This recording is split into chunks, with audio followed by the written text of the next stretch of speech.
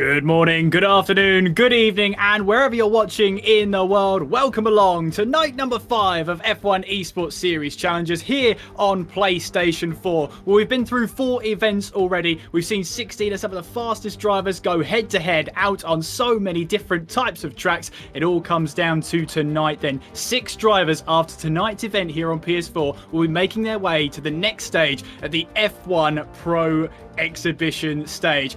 We're here then at the United States. Then we'll be taking you shortly then to Abu Dhabi for the season finale. And of course, I'm joined by the lovely, the fantastic Mr. Justin Sutton. Justin, we've had 8 races so far. They've been absolutely fantastic. And the driver at the top of the standing hasn't even won a race this time yet.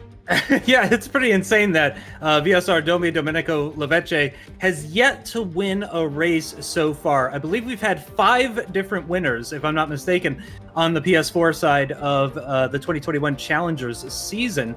But at no point has the current championship leader actually won. But what he has done is ended up on the podium 6 out of 8 races, 75% of the time. And it might only be a small lead of only 3 points, and then another 3 points down to Vasta Racer in 3rd position, 6 points gap in total from 1st to 3rd. But it's so incredibly tight, and Domi has been super consistent, and that's why he's leading the way. Well, if you've missed the previous 8 rounds, let's get you up to speed. Let's have a look at those standings and where we stand going into the last event here on PlayStation 4. It is Domenico Lavecce on top of the table, then 110 points to his name. Timon Shooter is in 2nd place on 107, then it's Valentin Bruffa on 104. Matthias van Erven in 4th place, Marcel Olstadt in 5th, and Duncan Hofland holds on to that coveted 6th place spot on 68 points. It's Dario Yemolo in 7th place, 10 points behind that cutoff point. Javier Perez in 8th place with Nicholas Klasani, both 8th and 9th sharing 41 points, and Guillaume de Rudia rounding off the top 10 in the standings. Then we have in 11th place, it's Bernardo Perez on 32 points, Isaac Hajar on 30 points, currently 12th place. And that's the last of the runners that have possibly got a chance to get into the top 6. Gianpietro Argiano, 14 points. He's out of the running by 2 points. So unfortunate for him, but he's hopefully here tonight to put this season to a good end at the very least. We've got Corby there in 14th place. And then I believe we had Hammerleinen in 5th and Yamotti in 16th place. But we have a chance, Justin, to have a look at Austin. They don't do many things small here in the United States, especially in this neck of the woods. No, yeah, it's obviously my home track. It's a track I've been to a number of times. I went in 2013, 2015, and most recently 2017, I believe it was, that I was at Circuit of the Americas. A fantastic track. Absolutely love it. I love the variety. The S section in Sector 1, the kind of stadium section, just before that reverse turkey double right-hander, which everybody absolutely loves. You get the occasional overtake around. And I said recently, actually, that some of the highlights of this season have been some of the, like, around the outsides at Suzuka, Turn 1 at 130R, stuff like that. Maybe we'll see some side-by-side action at that corner here at COTA this week. Turns 3 through 9, Justin. It's sort of a left, right, really testing the limits of that aerodynamic and the limits of how much camber you can actually put into your front and rear tyres. That's probably one of the toughest parts of this track. You've got to try and keep your momentum up, but also have enough downforce to make sure the car actually gets through those corners at a good pace. Especially front downforce. If you lose a little bit of that front wing, some end plate, something like that, you are really going to be feeling it through that part of the track. Yeah, really difficult. And that is, as you say, that's really where you really want that downforce. Of course, you get the nice long straights here as well too, the start-finish straight, the main DRS straight as well, both very long. So you would like to also have as much straight line speed as is humanly possible, but yeah, you really need that downforce through that Sector 1 and towards the end of the lap as well too. The penultimate couple of corners and that reverse turkey corner as well too. Yeah, it's an interesting circuit. It's going to be a different sort of challenge for the drivers. Really looking forward to it. And it's how we're kicking things off as well this week. And for PS4, it's the penultimate round number 9 of the season, and just really looking forward to it. Yeah, definitely. And as well as previously said, they don't normally do small things here in Austin, Texas. They normally go by the big. And one of those is that huge incline up in towards turn 1. And that first lap going in towards turn 1, obviously going uphill, you can try and leave your braking slightly later than you normally would going into turn 1. It starts off at this very wide entrance, but very much narrows up by the apex. Yeah, you would think actually that because of the uphill, it shortens the braking zone and reduces the capacity for overtaking. But as you said, the sheer width of the corner, the variety of lines that you can take through turn 1 at Circuit of the Americas just really promotes overtaking. I mean, you can really send it up the inside and really compromise your exit, or you could take a really nice wide around the outside kind of approach, get the inside line for the next right-hander at turn 2, which is of course flat out. So it's really beneficial to get the inside line for 2. Whereas, yeah, with turn 1, there's a variety of lines, a variety of different approaches. It really promotes overtaking side-by-side action as well. So it's definitely going to be one of the key spots to look out for on the track all week long, no doubt about it. We've said before where the main overtaking locations are, and the drivers love to prove us wrong on that one. But yeah, certainly turn 1, you can expect to see at least some kind of action there at some point this week.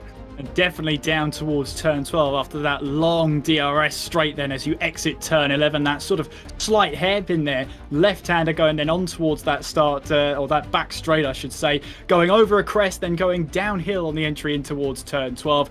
We should see a couple of moves down there, and then the whole third sector, Justin, seems to have been designed so that cars can run side by side all the way through. Yeah, you get just after 12, you got another right-hander just after the left-hander. So it's very similar to 1 and 2, where going around the outside can actually be beneficial because it can get you the inside line for the following corner. So if your opponent's defending the inside line into turn 12, that's not necessarily such a bad thing. You are going to need to be nice and late on the brakes in order to maintain that momentum around the outside and in order to force them to give you that room. But that if you can get it, then you get the inside line for 13. But again, very, very wide through 14 and into 15 as well too. Lots of different lines, lots of opportunities for overtaking and for side by side. So yeah, if you can't make it work into 12, you got a few more opportunities that come like rapid fire right after. Yeah, 13 and 14, as you were saying there, Justin, are good overtaking opportunities as well. But you normally find that if you make a move into turn 13, you normally still have to leave that door open and leave a car's width to the other driver as you head towards turn 14. So really, when you get to turn 13, do you really want to be on the inside? Because you'll find yourself on the outside for turn 14. It's a tough one. It really is. And it's a lot of pros and cons, and it's going to end up coming down to individual drivers and stuff like that. I'm sure some people would rather take defend the inside line into 12 and risk the outside line into 13, or vice versa. It's going to come down to that personal preference from one driver to the next. But again, it's just that whole section from 12 all the way to 15, really. So for about 3.5 corners, if 14 is a light corner, if you want to call it that. But yeah, plenty of opportunities to get it done if you can't get it done with the DRS. But again, that is a nice long DRS zone as well. So it should be, it should be helpful anyway. Getting that slipstream, getting that DRS should be, on the easier side in terms of overtaking compared to other places. I don't expect we'll be lacking for overtakes during the races at Circuit of the Americas. No, we don't tend to. That's a good thing at the very least. But yeah, we've got a huge night of racing here for the PS4 drivers. It's their last chance here. They've only got 2 more races to try and score as many points as possible. 12 drivers can still mathematically make it into the top 6. But one driver, maybe 1 or 2 drivers that put himself in a really strong position happened to be our championship leader in Domenico Lavecce. Let's just run that past everyone again. 0 wins this season here in F1 Challengers, but he's got 6 out of 8 podiums of all the races he's entered. Fantastic form so far. Twice as many podiums as the next driver. I don't even need to look at a stat sheet or anything like that to know that. Twice as many podiums. And there are a number of drivers actually on the PS4 side with 3 podiums out of the 8 races so far this season, which is a huge achievement. That's absolutely fantastic with equal cars and how competitive it is this season. To have 3 podiums is amazing, but to have 6 is truly incredible, especially at the variety of circuits that we've gone to this season, and it has been a pretty impressive variety. It really, really has. We've had sort of narrow street circuits, long open circuits, historic circuits like Spa and Monza to really test the drivers and keep everybody on their toes. And it's brought us to this finale here with 2 races ago. 12 drivers can still mathematically make it. The driver in 12th place then, Isaac Hajar, 30 points to his name so far this season. Realistically, he's got to have 2 performances like no other. He's got to really get himself up there, try and grab fastest lap. I mean, the pressure's really on his shoulders. It's his time now to try and take this and try and get top 6, but it's not going to be easy. Yeah, and when you're that far down, you need a little bit of luck on your hands, and also you do need some bad luck to happen to some other people as well, which is not always thrilling. But he needs a helping hand, and he needs some other drivers to have a bit of a rough time. Essentially, is a good way of putting it. So yeah, he's got to put everything into these 2 final races and just hope that the results come his way. He's on the back foot, as you said. He's the least likely out of the drivers that still have a mathematical possibility of picking it up. But I imagine in a lot of ways, though, a lot of these drivers will actually approach it just like any other race, and they're going to be here for the experience and to learn, even if they know, okay, maybe I'm not mathematically in it anymore. There's still lots and lots of reasons to turn up. Definitely. Good a chance to show what you're worth, even if there's a slim chance of trying to get it into that top 6. A slim chance is still a chance. There's a better chance than you and I had, Justin, that is for sure.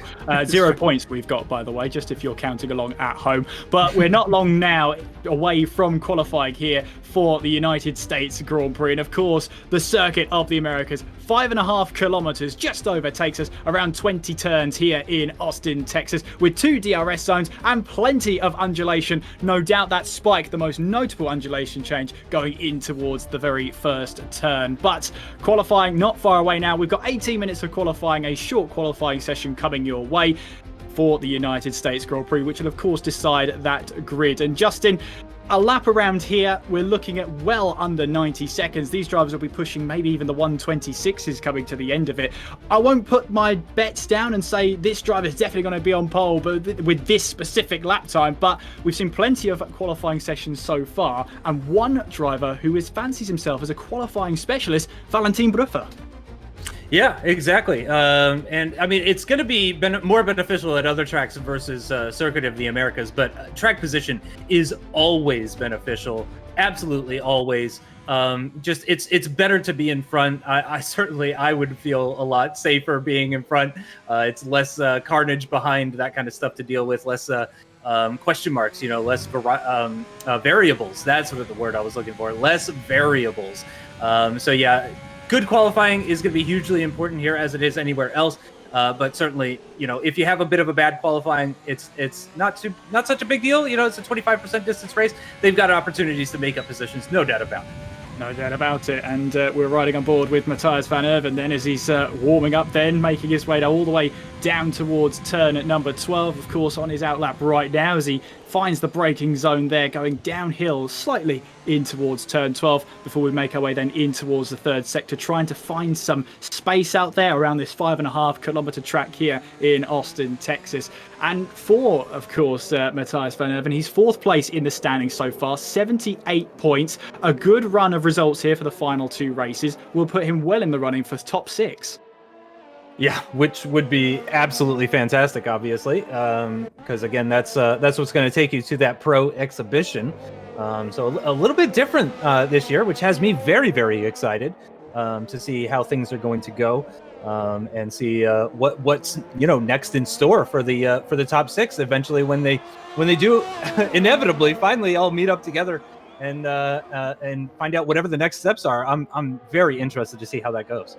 Matthias van Erven then attacking turn 1, going uphill, and then it's pretty much downhill all the way through in towards turn 2, and then we get to this S section through turns 3, turn 4, turn 5, turn 6. Then it gets to a point where they start coming at you faster than you can actually count there, as we see one of the drivers there trying to make his way through. Matthias van Erven really negotiating those S corners there, going through turn 9. A little bit of a bump on the inside there as you go over the crest. The rear end can catch you out if you're not careful. Down in towards turn 11 we go, winding up then through the gears and foot hard down on the accelerator as we ride on board then with Matthias van Erven. DRS wide open down the longest straight on this circuit, all the way down towards turn 12. You can see there, trying to use as much curb on the right-hand side as he's allowed, going into 12 to try and open up the corner. Now making our way now in through turn 13. Again, the trap dips in towards the apex there. A little bit of a twitch on the steering wheel there as we make our way through turn 15. Very tight corner there as Domenico Lavecce goes fastest with a 128.9, and then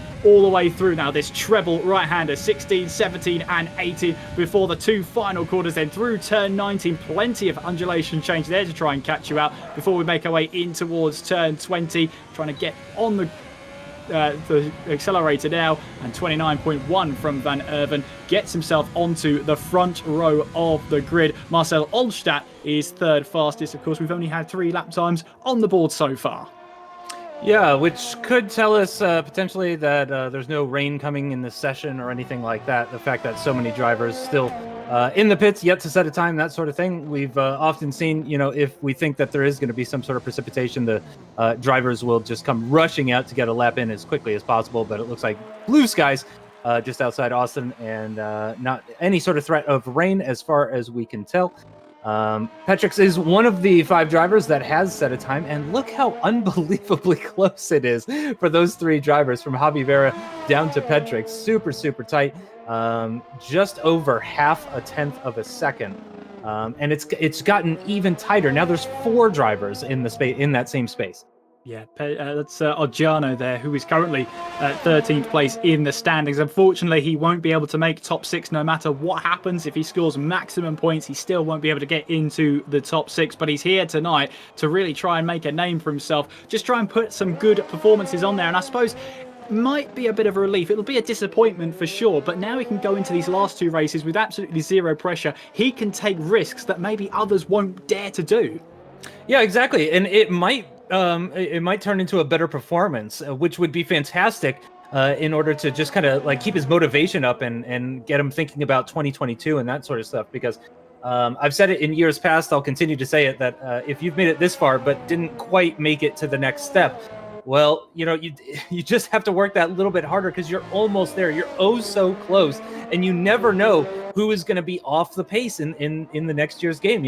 When F1 2021 comes out, things are going to change around. There's going to be a bit of a shuffle around. That's what happens every single year. There are some drivers that adapt better to new games, or the new game may just suit their driving style a little bit better. There's a number of things that can happen as a result of all of that. So certainly, I would say if you've made it this far, you're almost there. Don't give up just yet, because you just got one last hurdle to go through, and you never know who's going to struggle in the next season.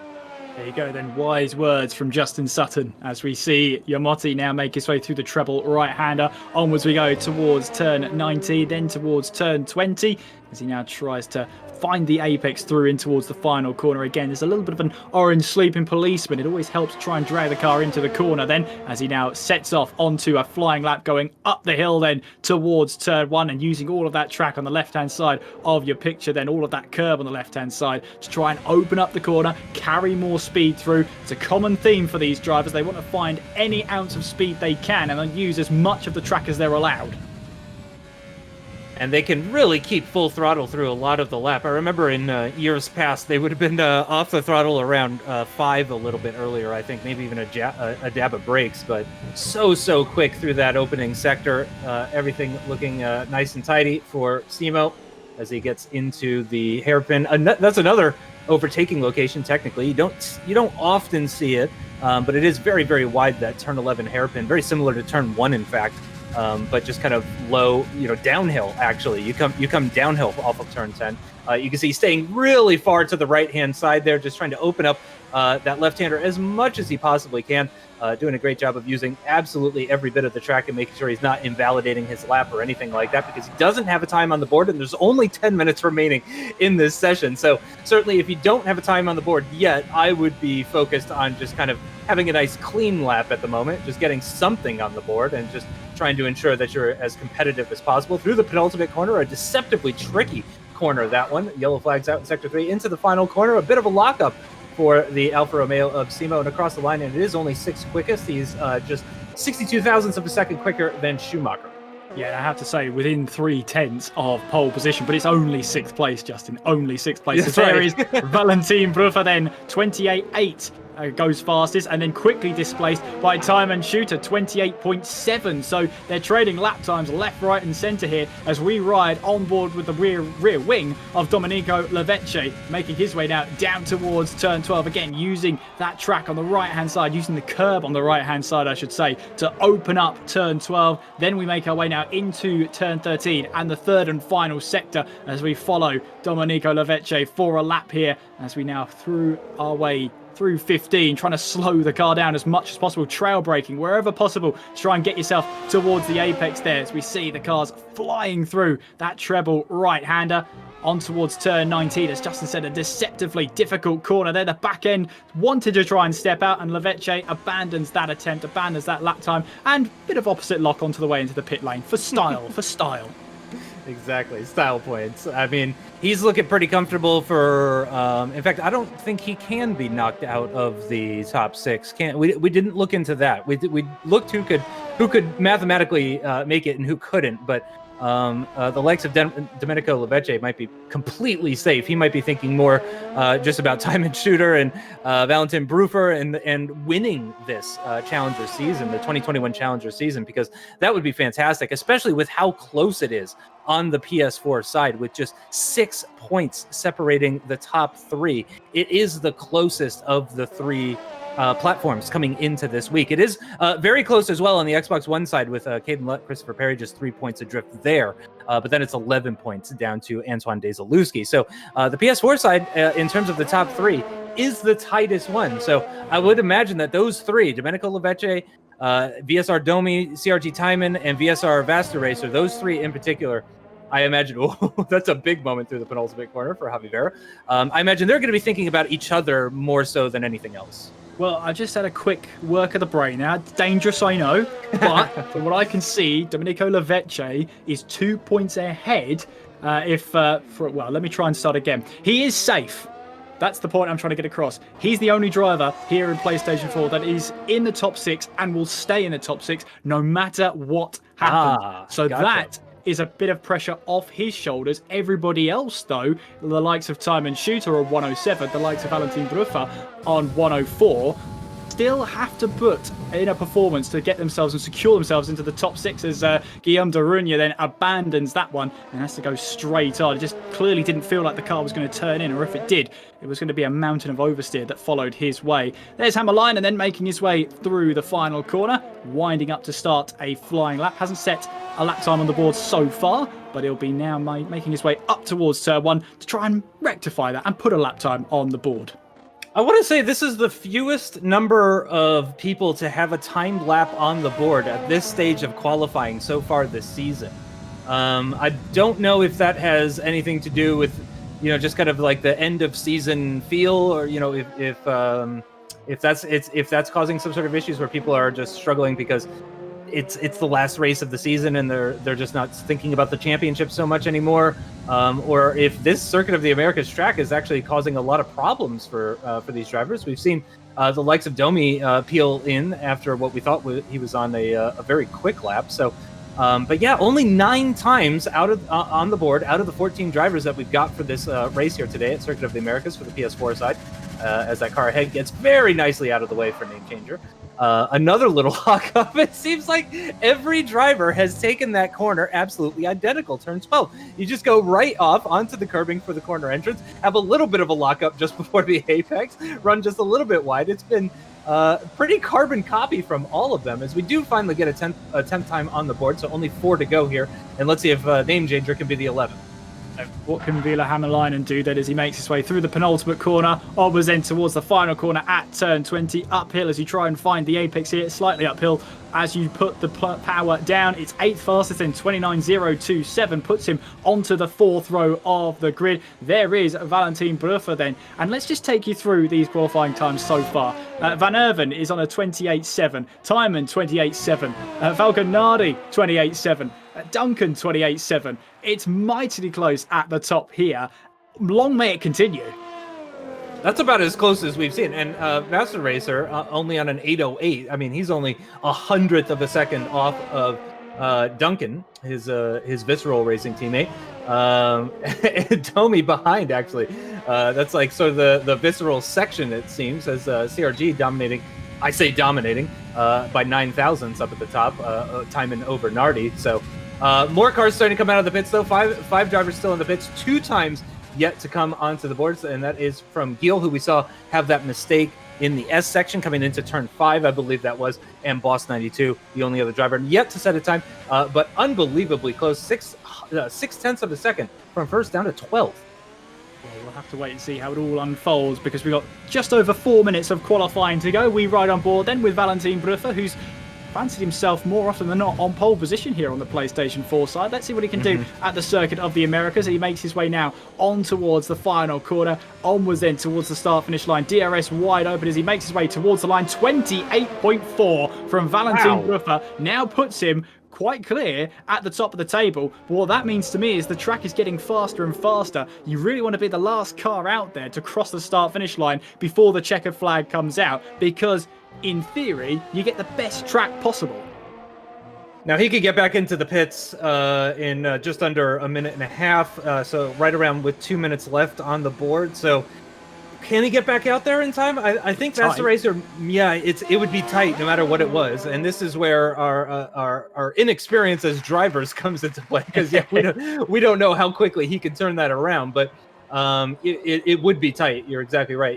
If he can do it in time, you can see a number of drivers in the pits as we're preparing for the final runs. Anybody that sets their time in the next minute or so, I think, we are just now starting to pass that point where if you set your time and you don't go into the pits, then that's it. You're not going to be able to set another time. So I wonder if Gil sounds like he's going a little bit slowly. Is he going to be heading into the pits, or is he? Yes, he is. Is that going to be enough time? I just don't know. Again, it's a 90-second lap. There's 2.5 minutes to go, so about 1 minute to do everything. Yeah, probably he's okay. I would think so. Yeah, he'll have to be quick as anything to get out of the garage. But I think for Valentin Bruffer here, well, it's 90 seconds, as you say, around about an outlap, and that's if you're going at speed as well. Some of these drivers will be trying to find a gap out there, so more than 90 seconds as Bruffer will make his way back towards the pit lane. It's going to be a very, very tight turnaround. We'll find out soon enough whether he's got enough time, because no doubt he'll try and come back and retire from the menu. We'll see the little name at the bottom there that he's retired from the session, but I just simply don't think he's got enough time to turn that car around. And there you see, is my point. He doesn't feel he has enough time and retires from qualifying. So 28.4 to beat then, as Javi Vera goes second fastest with the 28.5, retires from the session. That's all he can do for now. So now all eyes then are on Matthias Van Erven, Timon Shooter, and Bernardo Perez. All of them on some sort of 28.7. And really any one of them could try and grab that pole position. Duncan Hoffman as well in 6th place, 28.798. Just into those 28.7s have been so critical in this qualifying session. I honestly can't tell you who would grab pole position. It's a mighty lap from Valentin Bruffer, but the drivers that are on their outlap right now surely have the advantage, because once they cross the line, in theory, they have a better track than one Bruffer and Javi Vera had. Yeah, the track evolution seems to be pretty powerful in this session. It seems like a big chunk of time was found by Vasta Racer onto that final one. So, yeah, it's going to be very interesting to see. We'll get to look Matthias directly in the eyeballs as we see him wind it up and launch his Ferrari down towards turn 1, or up towards turn 1, we should actually see. Again, you can see just really using all of the circuit, really going off, using all of that curbing on the right-hand side at the entrance of the corner. Bit of a lockup on the inside wheel as he got into turn 1. But again, it looks very, very under control, looking very confident through the S section as well, through one of my favorite corners on the track, turn 6 into 7 and into 8, uphill through here, and then you're going to hit a crest just after right here, and then downhill down towards that turn 11 hairpin, where again it's very, very wide and open. And again, look at that, using all of the track, going right off to the right-hand side. None of the exit curbing, though. Very interesting to see him completely avoid the exit curbing there for the long DRS straight.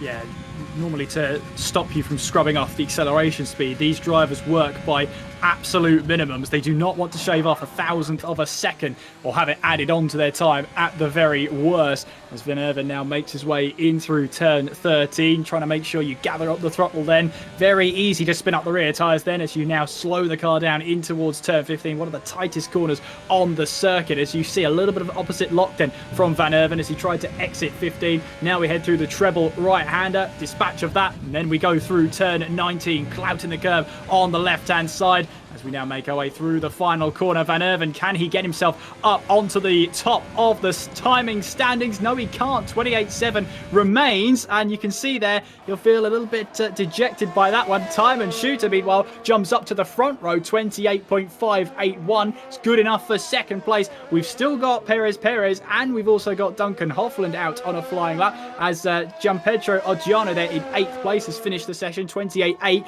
no higher than 8th place. I should say there. We've also got Diego Rossi, who hasn't set a lap time in this session and will not set a lap time at all. He'll start from the back of the grid in 14th place. Couple of drivers then to see if we can make the mark. Domenico Lavecce in 4th place then. Hofland making his way now round the final corner and onwards towards the start-finish line. Is this going to be a move? It is, up to 5th place. 28.69 second from Duncan Hofland puts him now onto 5th place. Here's Yamotti then making his way through the final corner and onwards towards the start-finish line. A little bit of a tail-happy moment there as he's now 10th in the standings in this qualifying session and will be able to start on those worn qualifying tyres for sure as he's into the top 10. But another pole position for Valentin Bruffa. He starts from pole for the United States Grand Prix. And I thought that was insane track evolution. Nope, that was just Vasta Racer being extremely fast. Holy cow, what a time. 28.4 is good enough for pole position here on PlayStation 4 here at the United States Grand Prix, and it's got by Valentin Bruffa yet another pole position to his standings here in F1 Esports Challengers. It's Time and Shooter in 2nd place, it's Javier Perez in 3rd, Domenico Lavecce in 4th with Duncan Hofland in 5th, Matthias Van Erven in 6th place, then it's Nardi in 7th, Petrux in 8th, Dario in 9th, and Simo rounding off the top 10. Schumacher in 11th, Name Changer in 12th, Giel in 13th, and Boss didn't set a lap time in that session. He'll start from 14th place, and have a look at that. The top 13 separated by 8.5 tenths. That's the entire field separated by less than a second. Justin, this is the last time to grab that popcorn, really, for this penultimate race here on PlayStation 4. And if qualifying's anything to go by, with a field that tightly packed, it's going to be all the more pressure onto these drivers, those who need the points, to actually get the points. And it's actually incredible that a large chunk of that 8/10 gap from 1st down to 13th is actually Vasta Racer from 1st to 2nd. Because, yeah, nearly 0.2 of a second in the end was the gap down to Time and Shooter in 2nd position. That is really, really surprising. I really didn't think that we would get that kind of gap, especially considering how close that qualifying session was. For the vast majority of that session, it was so unbelievably close, and then all of a sudden, 3.5 minutes left to go, Vasta Racer puts in a 1:28.4, nearly a 28.3. Incredible. Well, we're about to find out if Valentin Bruffa could do anything with that pole position on the left-hand side of your screens. We go 5 red lights. We're racing in Austin. What are the starts like? It's a good start from Bruffa. It's a good start as well from Time and Shooter. In fact, it's a great start. He's got the inside line. Up towards turn 1 we go. Will there be any contact going through towards turn 1? But Time and Shooter grabs the race lead by the scruff of its neck, as that is Javi Vera trying to go around the outside of Valentin Bruffa. He's got the inside line for turn 3. He's got that move done as well. Bruffa down to 3rd place as the field shuffles up. We've got a McLaren going a little bit off the pace there. Marcel Olstadt, that is, just finding a little bit of grass there and a little bit of outside of the track. That's going to be a little bit of dirt on his tyres as well. But what a start from Time and Shooter. What a start for Javier Perez as well, getting up to 2nd place. Not a great start then from Valentin Bruffa, as we've got a Red Bull then trying to go down the inside. That's Gianpedro Oggiano trying to make a move up the inside of Falconardi, which I believe he's got with 3 wide for that battle for the wooden spoon down in 12th place. Boss, Schumacher and Name Changer all battling away on the exit of turn number 11. Then they're still trying to fight for that last place. They're down towards turn 12. They're going 3 wide as they enter it. Are they going to go 3 wide as they exit it? They are, you know. And I think the Haas there has just about got the position on our timing screens. Name Changer has held on to 12th place. Boss in 13th. They're still going at it then for that battle for the wooden spoon as they make their way now in towards this turn 15 section. There is Domenico Lavecchi then. There's our series leader. The pressure's off him. He's already into the top 6, but knowing Lavecchi, he'll want to grab the series win outright. Marcel Olstadt going down the inside of the treble right-hander. He's now back up into 12th place. He's made a way past Diego Rossi and grabs 12th place. An eventful opening first lap here. It's Time and Shooter who leads the way. Javi Vera in 2nd place, and it's Valentin Bruffa rounding off those podium spots. It's a tale of 2 Ferraris as well, as Matthias goes from 6th to 4th on the opening lap, gains 2 positions. Vasta Racer goes from 1st to 3rd and loses 2 positions. And if he loses another one, then he's going to lose the ability to pit first, which he's probably going to want in this race. So Vasta Racer, it's bad enough that he's already lost 2 positions. He really, really doesn't want to lose that 3rd one, because then he's going to have to wait an extra lap to pit, or he's going to have to pit a lap earlier than he would like to. Neither is going to be optimal. Neither is going to be optimal. He didn't really make the most of that start then. He found himself, something happened on the start then. He didn't quite get the biting point right, or some sort of start procedure didn't go his way. Time and Shooter had an excellent start. He launched in towards turn 1 there and took the lead there. Great move from him. And then Javi Vera came along, grabbed 2nd place away. So he's now up onto that sort of front row there. And he's now in 2nd place. And as you say, tail of the 2 Ferraris. Vasta Racer down to 3rd. Matthias up to 4th. It's Lavecchi in 5th place. There's Duncan Hoffland in 6th. And we're watching Dario Yemelo making his way through in towards turn 15 as we make our way now through that long treble right-hander, 16, 17 and 18 before you're launched in towards the final 2 left-handers. As it's a great camera shot there of the cars passing through, and just shows you there is so little margin for error here. Yeah, extremely close, very close racing. DRS is going to be activated as we start lap 3 of this race. And you can see a lot of cars within range. Who's not, though, is Schumacher at the moment. That 3-way battle at the back has built a rather large gap between 11th and 12th. Yeah, and that's Marcel Olstadt there. There he is in 12th place. He's currently 5th in the standings overall with 70 points. So it's not been his day so far, but if Challengers has taught me one thing, it's never to discount a driver. They can absolutely find the pace when they really desperately need it. There is Sibo then making his way off through turn 9 and then through that slight left-hander of turn 10 as he looks to try and close in on Guillaume de Runia down in towards turn 11 for the 3rd time this race. Of course, DRS will now be online. This is the first time the drivers can use it on this lap, and we'll surely see them using it now. There you can see that rear flap on the rear wing opens up to allow the drag to be reduced so the cars can actually have a little bit more top speed coming down the straight, as there is Sibo looking for a move down the inside of Gil. Not one on just yet.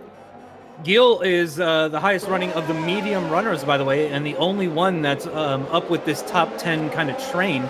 Everybody else, the other 3, are those 3 at the back, Schumacher, Boss, and Name Changer. Those are the other medium runners. So Gil doing a great job in these opening laps of making himself competitive, and that's going to increase his chances of being competitive later in the race as well, too. When he eventually goes onto those soft compound tires, he'll have better track position, and he'll be able to make those moves for point-paying positions. So good start, actually, for him. He started down in 13th position, gained those positions, and yeah, he's in this this train of soft-running cars. Olstadt is in the pits then from 12th place. Very early stop from the German, but he's clearly felt that the time is now. Maybe he'll try maybe a little bit of undercut to try and get his positions back through. Maybe he's hoping that drivers ahead will battle away. We've got a replay here coming up of the start. So there you can see Time and Shooter got an excellent start off the line, and it does feel like that Vasta Racer didn't quite get the rear tyres up to temperature, or didn't get the start that he wanted. Ran a little bit wide onto the AstroTurf, and that was Javier Perez round the outside in towards turn 2, got the inside line for turn 3, manages to grab that position away. Everybody else, though, found their way through. You see Olstadt there just having to take to the outside of the track then, as there's a little bit of a bottleneck section going in towards turns 4 and 5 as the track really narrows up to that point. So he had to bail out on that one. So that's probably why he struggled from the start. He's pitted in early, as Petrux then is our first driver to grab a 3-second time penalty in this race. which is not something just to really compliment all of the drivers across all the platforms, honestly. The 3-second time penalty is not something that we've seen tons and tons of. There have been years in the past where it really just plagued a lot of the drivers, especially at certain tracks. I remember Mexico one year was really, really difficult for the drivers. Lots and lots of penalties. But this year, absolutely clean. Look at that. The pit lane is going to be a very busy place. But none of the top guys coming into the pits, interestingly. 4 cars into the pits. Duncan, Dario, Petric, Simo, name changer as well coming into the pits to get rid of his medium compound tires. And Schumacher, of course, was on the mediums. Came in at the end of lap 3, it was. So he's going to be doing an 11-lap stint on those softs, which is going to be difficult for him, no doubt about it. Look at this. Vasta Racer, it seems to me, falling off the back of Javi Vera ever so slightly, he is still within DRS range. Javi Vera in real danger of losing out on the DRS on Timon, though. So there we go. That's the DRS detection line. He was within 1 second, so he's not going to lose out there. But Vasta Racer, he's got Matthias all over the back of him. Boss becomes the next person to pick up a 3-second time penalty.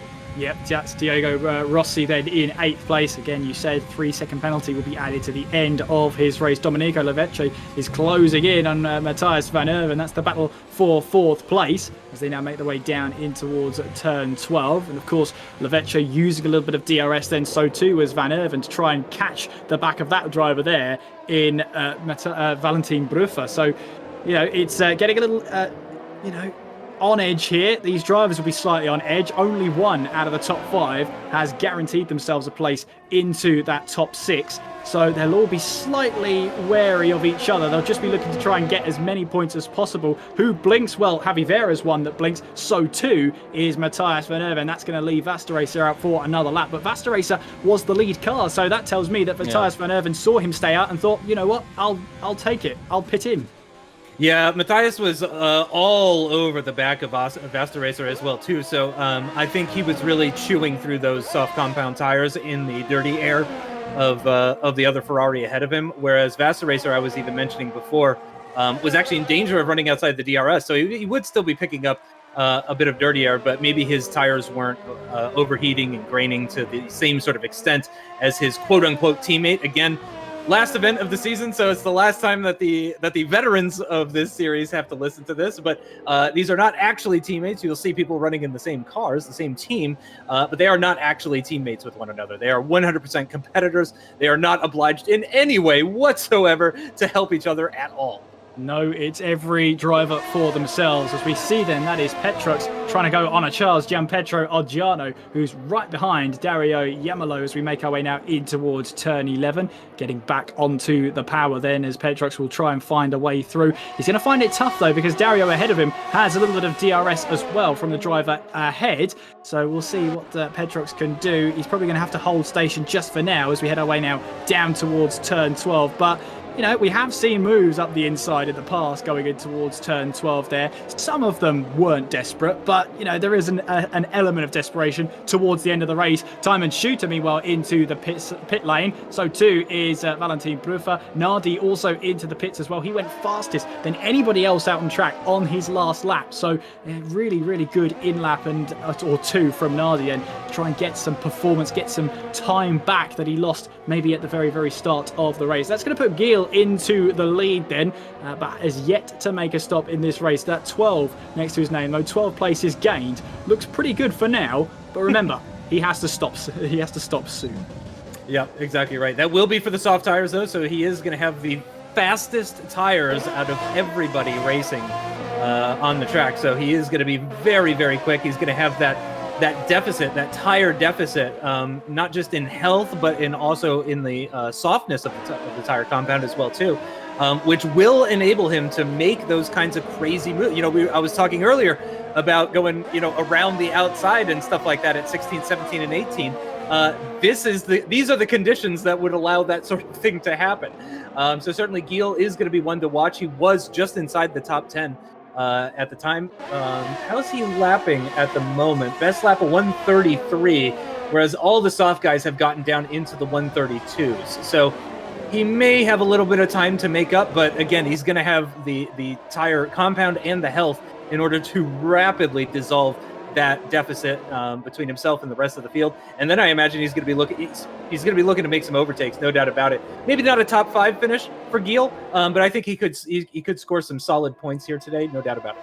Well, one downside of that alternate strategy where you start on the medium tyres, then go on to the soft tyres, the quickest tyres that the drivers have available to them, is that the soft tyres wear out pretty quickly. They have some really good performance at the start of their tyre life, but as they go through, as you start battling, as you start overtaking, you take more and more life out of those tyres. By the very end, they're pretty much on pace, if not slower, than the medium tyres you first started this race with. So although the mediums are a more durable tyre and slightly slower, they have a longer life out there and give you a more consistent performance all through their tyre life. Exactly. You really got to make it work while you still have that advantage, because you're exactly right. Those mediums will slowly over time become the better race tire. So yeah, you really gotta strike while the iron is hot. Is the kind of nice metaphor to put it. Boss picking up, I believe that was his second time penalty. And there you go. You can see on the left-hand side now on that timing table, you can see all the tires that everybody's gone for. So everybody that started on the softs has gone on to the mediums, and everybody that's gone on to the mediums has switched to the softs now, except for Gil. He is the only one out of sync at the moment with a 9-second gap. So down to Timon. So he's going to lose a lot of positions, no doubt about it. Side by side between Domi and Duncan here, though. Yeah, as Hofland grabbed the inside line, then going in towards turn 12. You've got Lavecce trying to grab the outside line in towards turn 13. It's going to be very close, but he's got the inside line for turn 14, has the Italian. He gets the inside line. Has he got the power to try and put down then? Well, Hofland tries to move around the outside through the treble right-hander, through 16, through 17, through 18, but no way through. Domenico Lavecce holds on for now, but Hofland did not make that easy. Well played to the two drivers there, and well raced. That's exactly what we were talking about earlier, too. In that stadium section, you can really, it just promotes that sort of thing, that sort of switchback battling where you can cut underneath and all of that kind of stuff. Really, really great to see. Gil did come into the pits, by the way, and it looks like he is going to drop outside of the top 10, but I did predict that. I was just curious to see by how much, and it looks like he's nearly within DRS range. So he's got a 6-lap stint on the set of soft compound tires. He's got lighter fuel, so they won't wear quite as quickly as they wore for those that started the race on the worn soft compound tires with the heavy fuel and all of that kind of stuff. But yeah, I really think sort of maybe 7th, 8th, that sort of range. I really don't think he's going to be challenging these guys up here, Duncan, Domi, and the likes of the podium and that kind of thing. But definitely he could become driver of the day with some really snazzy overtakes potentially. Well, he could have a chance at fastest lap, which if he finishes in the top 10 is a bonus point. There is Nardi then, who grabs 8th place away from Petrux and moves up a position, thanks to that little bit of DRS down in towards turn 12. So Nardi up into 8th place, Petrux now down into 9th. And for Nardi then, that's a couple of points added to his tally if he can keep this pace up. Next car ahead of him is Dario Yamalo for 7th place. Yeah, he's got to try and get within the DRS range, which he's almost done, actually. He's found about a 10.5 just through a handful of corners or so, but he's got to find another 10.5 to get within the DRS range of Dario, not just in order to keep him competitive with the top 7, but also in order to try and prevent Petrux from re-overtaking him for that 8th place position. Oh, did he get the DRS here? Unfortunately, we're on the nose. There's no indication of drag reduction on the front wing, unfortunately, but yeah, I think he did lose out on the DRS there. The fact that he was losing time to Dario on the straight, he was outside the 1 second range as they got into the braking zone for turn 1, makes me think that he just missed out. But he is within the DRS range now. Thankfully for him, Petrux wasn't much of a threat coming into turn 1. He didn't have to go defensive or anything like that. So he can really focus on the cars up ahead and maybe pick up another position. But of course, Dario picking up DRS off of Duncan is going to make things harder for Nardi. 5 to go then, 4 and a bit if you're picky. It's Timon Shooter in the lead of this race then, trying to grab his 3rd race win of F1 Esports Challengers. Is Javi Vera in 2nd place, Matthias Van Erven in 3rd, Valentin Bruffa in 4th place with Domenico Lavecce in 5th, Duncan Hofland in 6th place, Dario Yamalo is in 7th place as we see there. That is Vasta Racer getting very close to Matthias Van Erven up ahead as we make our way now in through turn 13, on through that slight kink at 14, then in towards the braking zone at turn 15, just trying to find a way past Matthias Van Erven. In turn is trying to get onto the back of Javi Vera, going through that long right-hander, the treble right-hander, before you're launched into the 2 left-handers to finish off the lap. This top 4 then, possibly even top 5, as there's Leveche making his way through. Hoffland in 6th place. There you can see just about the top 7 in the same picture then as we make our way on towards the start-finish line. 4 laps to go for Javi Vera. He's got the best chance of an overtake because he's got a car ahead of him that hasn't got DRS.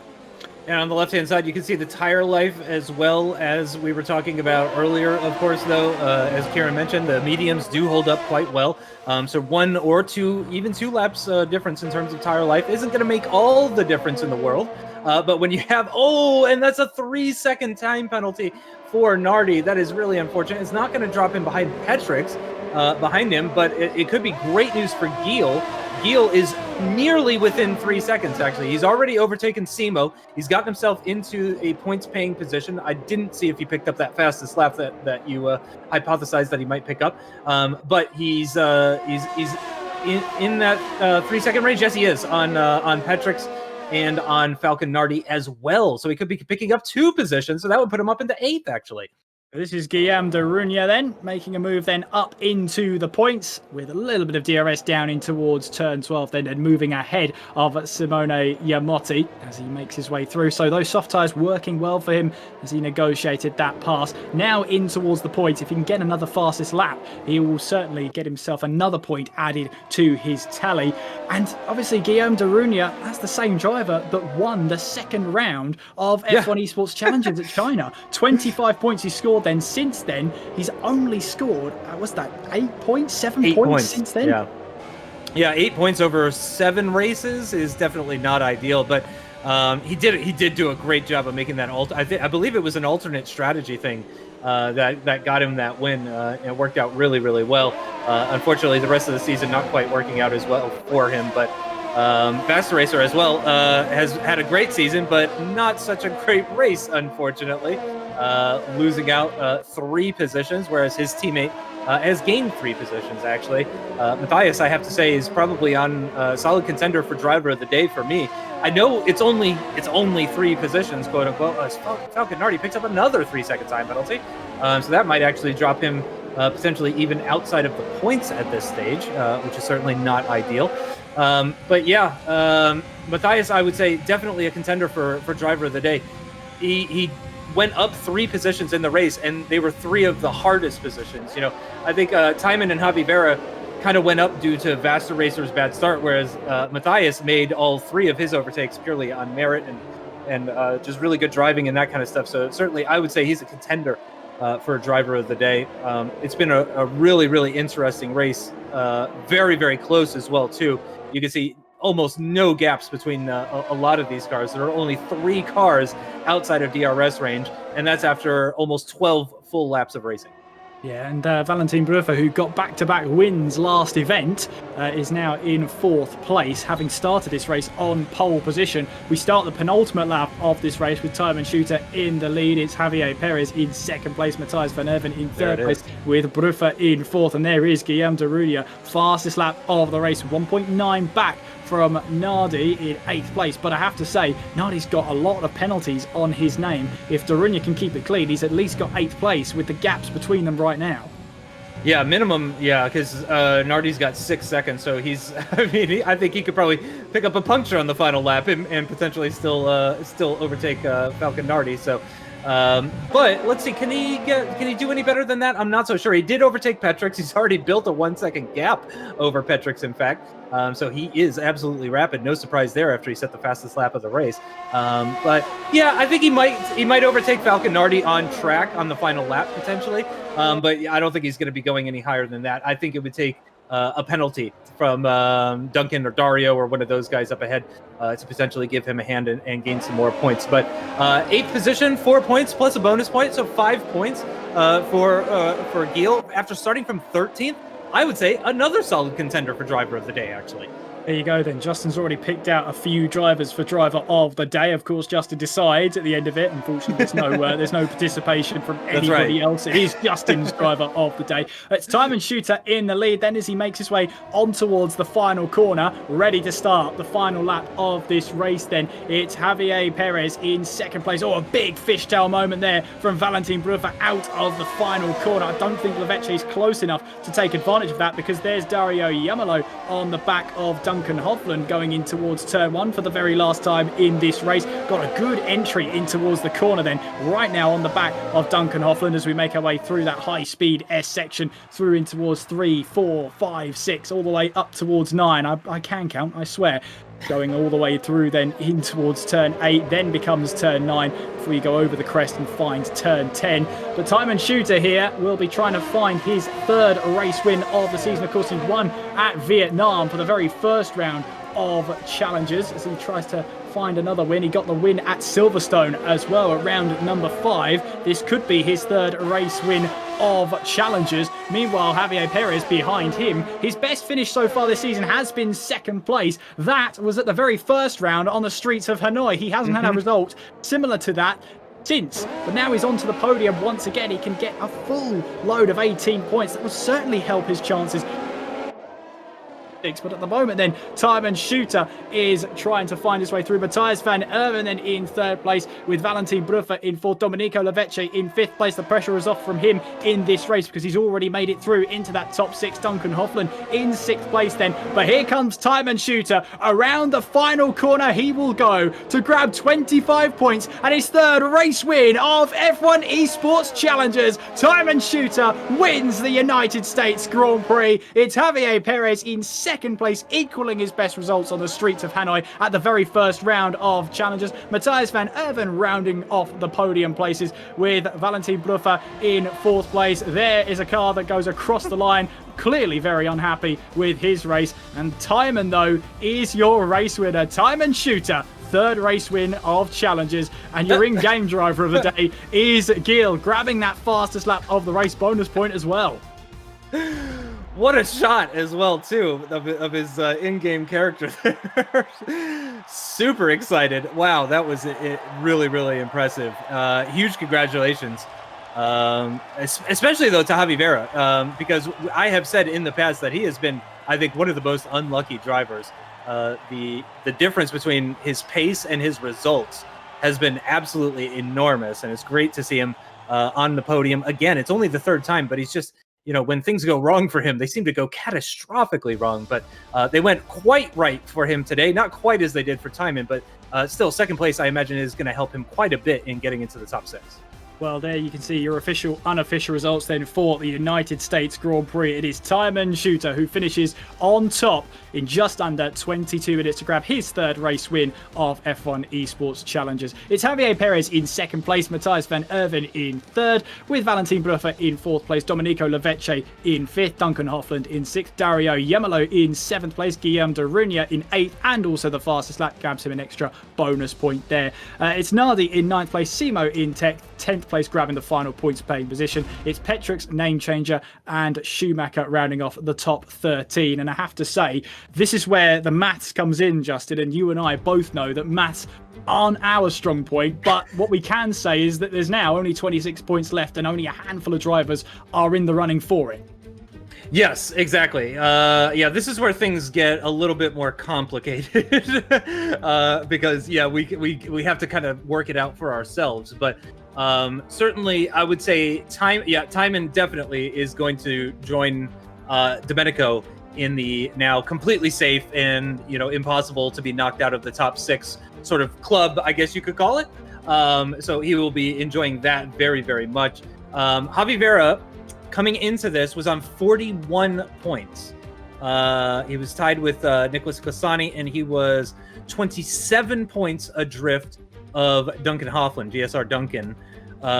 So that's going to put him within 9 points, but Duncan picks up 8 points, so 17 points. So I think if he does that again, he may potentially be able to squeak into the top 6, which would be incredible for Javier Perez if he was able to do that at the final event, coming in 9th position to get into the top 6. That would be a huge story. And again, I've been saying throughout the season that his pace does not match up to the results, the average results that he's been picking up, where he sits in the standing.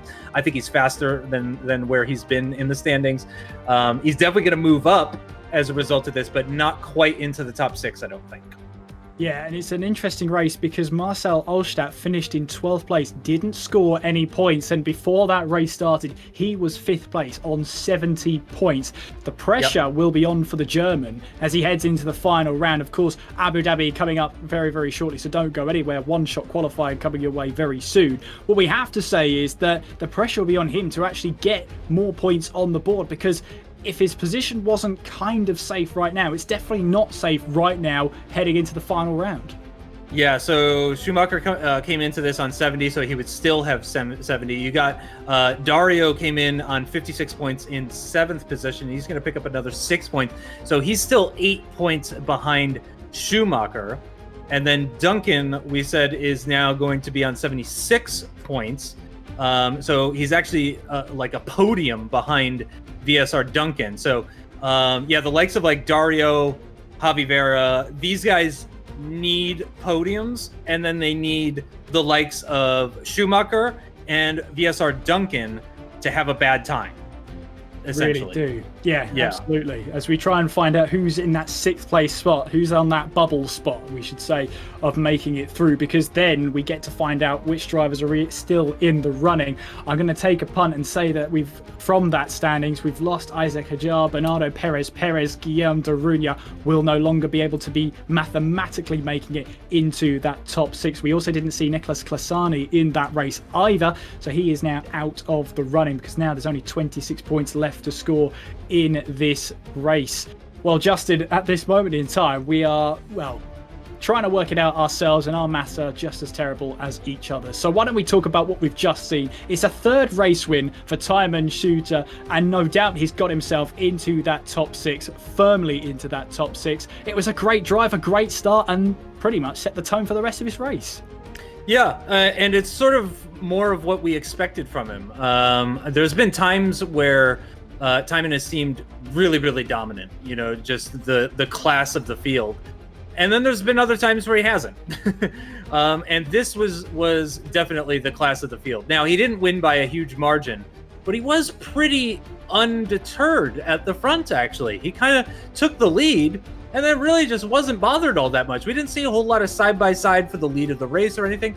And it's worth remembering, of course, that he would have been one of the few drivers that actually wasn't picking up any sort of DRS or anything like that. So you would have expected him to possibly come under threat at the into turn 12, into turn 1, all of those sorts of places, especially with, you have to manage your ERS in F1 Esports and all of that kind of stuff. So yeah, I'm actually really surprised that we didn't see him come under more threat. He didn't break away. He didn't break the DRS.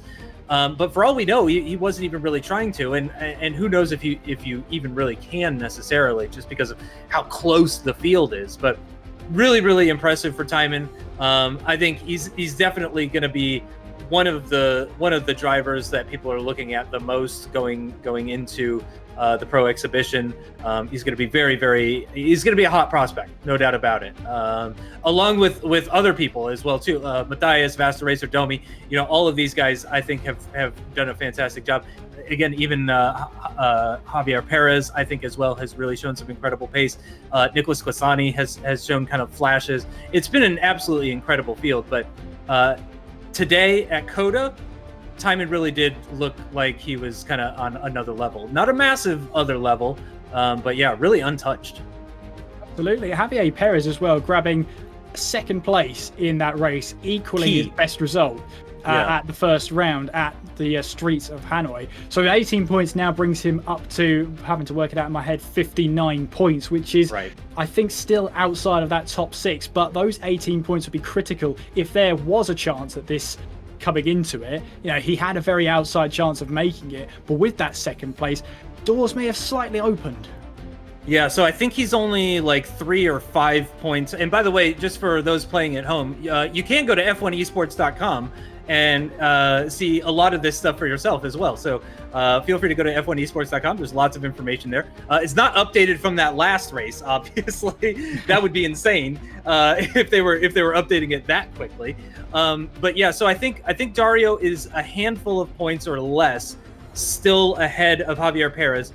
Javier Perez moves ahead of Nicholas Klasani up into 8th position, and he closes the gap to the likes of Duncan and Schumacher. So It's exactly what he needed. He's closer to these guys, but he knew coming into this, it wasn't just going to happen in one race.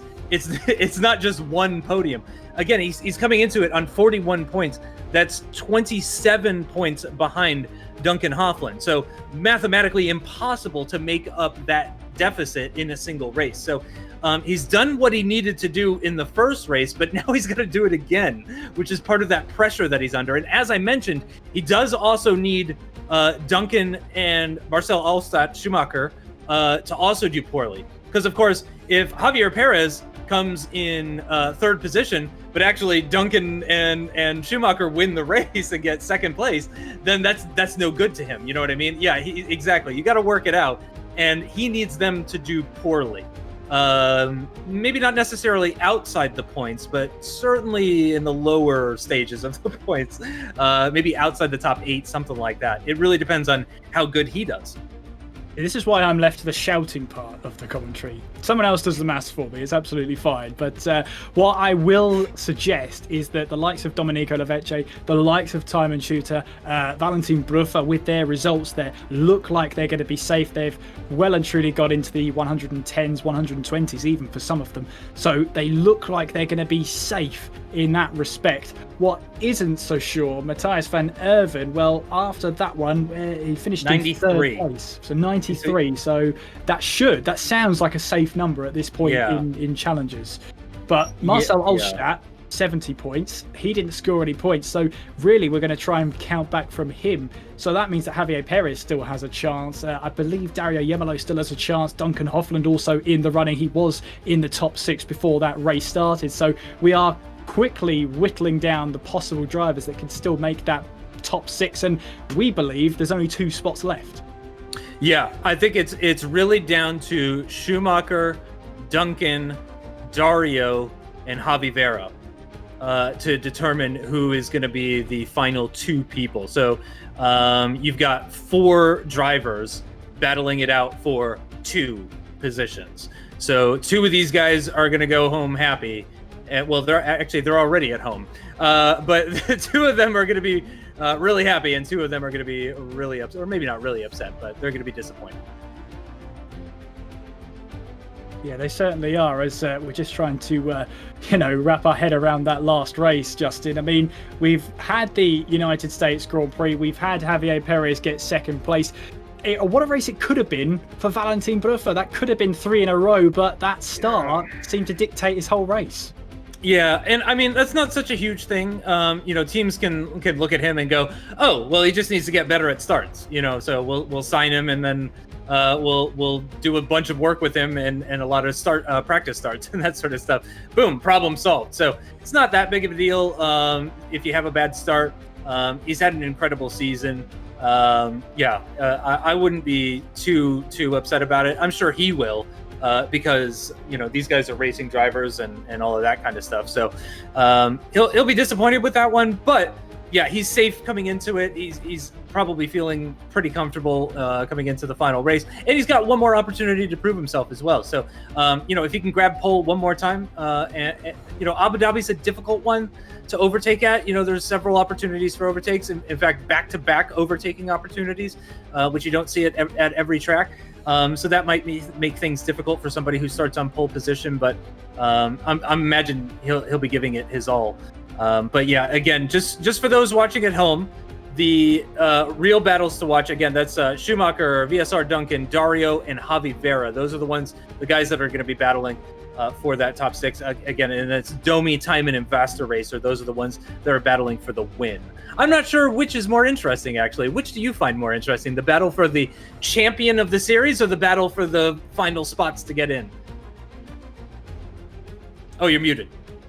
You're muted.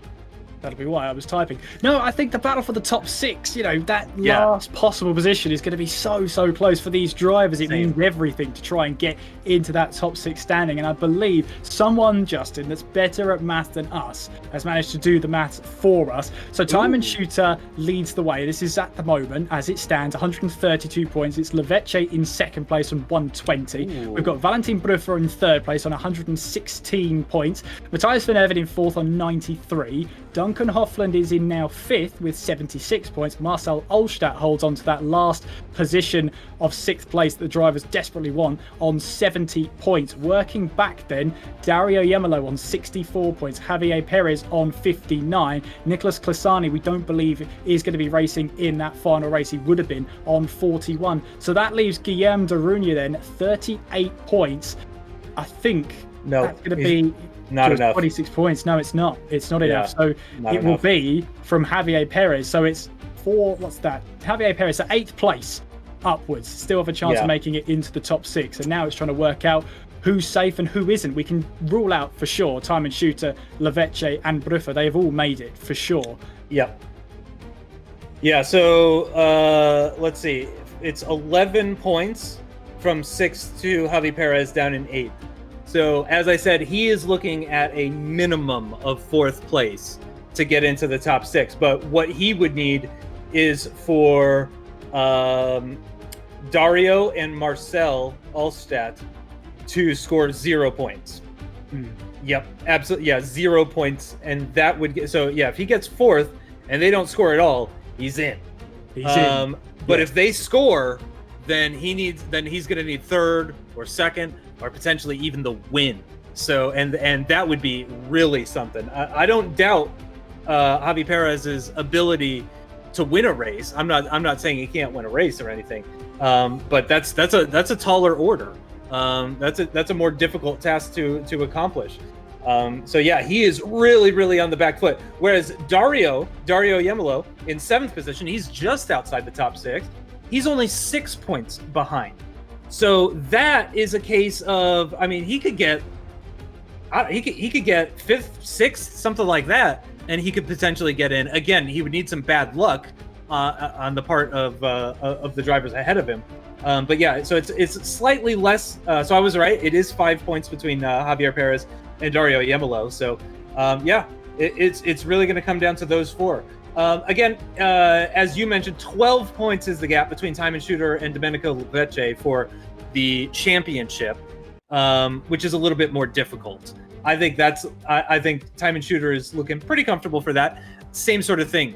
I think Domi would need some bad luck on the part of Time and Shooter in order to make that happen. So yeah, I think that 4-way battle for the top 6 is the more compelling battle of the two. But yeah, you've got a 4-way battle for the top 6 and a 3-way battle still for the championship, because Valentin Bruffer still within 16 points of the championship. So he's still in it. But again, he's another person that needs some bad luck from his competitors. Everybody got that? Good. That's all we need. Well, what I will say is Matthijs van Erven on 93 points mathematically isn't safe at this moment in time, because there's still because that's down to Marcel Olstadt is 70 points. So he is still mathematically, 23 points. He just needs to score 4 points in his next race, whatever happens, and that will be it. He will be safe. So realistically, with the performance Matthijs has been putting in this season, he should be safe. But, never say never. Going into a final round, we've had stranger scenarios. Yeah, we've seen Timon. I don't remember which race it was, but Timon had a really terrible race one time out. It can happen to absolutely anybody. You just need to get caught up in a racing incident at the beginning. It doesn't even have to be someone's fault. It just could be a racing incident. I mean, lightning could strike and take out his internet. There's a number of things that could cause problems, no doubt about it, heading into the final round. Not least of which we haven't even touched on yet, my favorite part of the second half of each event, of course, the one-shot qualifying. We haven't even mentioned that yet, but that could end up playing a hand in how things turn out. Of course, half the races this season have been with one-shot qualifying, and it has shaken things up a little bit. So certainly that has the potential to do some damage to somebody. Really can. I mean, Valentin Bruffer, no matter what we've thrown at him, whether it's been short qualifying or one-shot qualifying, has handled qualifying some of the best out of the drivers we've seen in the whole of F1 Esports Series Challengers. He has been a qualifying pro at this point. He's got a couple of wins under his belt as well, and races like the USA just then sort of indicate that he's got qualifying down to a T, but sometimes race starts, they just don't go your way, and around a high aero track, like Circuit of the Americas, you can find it a tough time to try and find a way back past and make up that lost ground. Yeah, and it was really difficult, actually. I have to say, I was surprised by just how kind of straightforward it was. I expected a bit more scrappiness. I thought they were going to be kind of all over the place, sort of like what we saw for the lower positions. We did see some of that scrappy nature of the Circuit of the Americas track, but not from the top guys. It was really kind of a bit of a train in the top sort of 5 or so, especially after that pit stop phase, because we did see the Ferraris change position during the pit stop phase. But after that, it was pretty straightforward. We didn't see a whole lot of battling and that sort of thing. So, yeah, I'm surprised by that one, but it's going to be very interesting to see what happens now at Abu Dhabi. We did hear from some of the drivers last time out. I don't remember if we spoke to any of the PS4 drivers, but we heard from some of the drivers that Abu Dhabi is, maybe not necessarily their favorite. They don't think they're necessarily very, very quick around there, that sort of stuff. So it's going to be interesting to see how things play out over, such a very different circuit. And again, it's got those 2 back-to-back overtaking locations going into the first chicane, and then you got another heavy braking zone just after that. So it's going to be interesting to see how things work out. I'm really excited for it, though.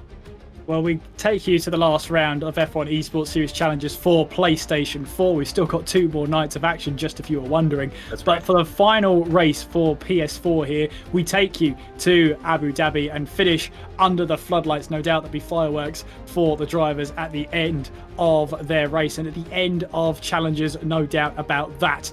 But Abu Dhabi then, I mean, we've got 305.5 kilometers is the normal race distance, 5.5 kilometer racetrack at that pace. We've got the most corners you'll probably see on the calendar, 21 corners. Only Singapore is more than that.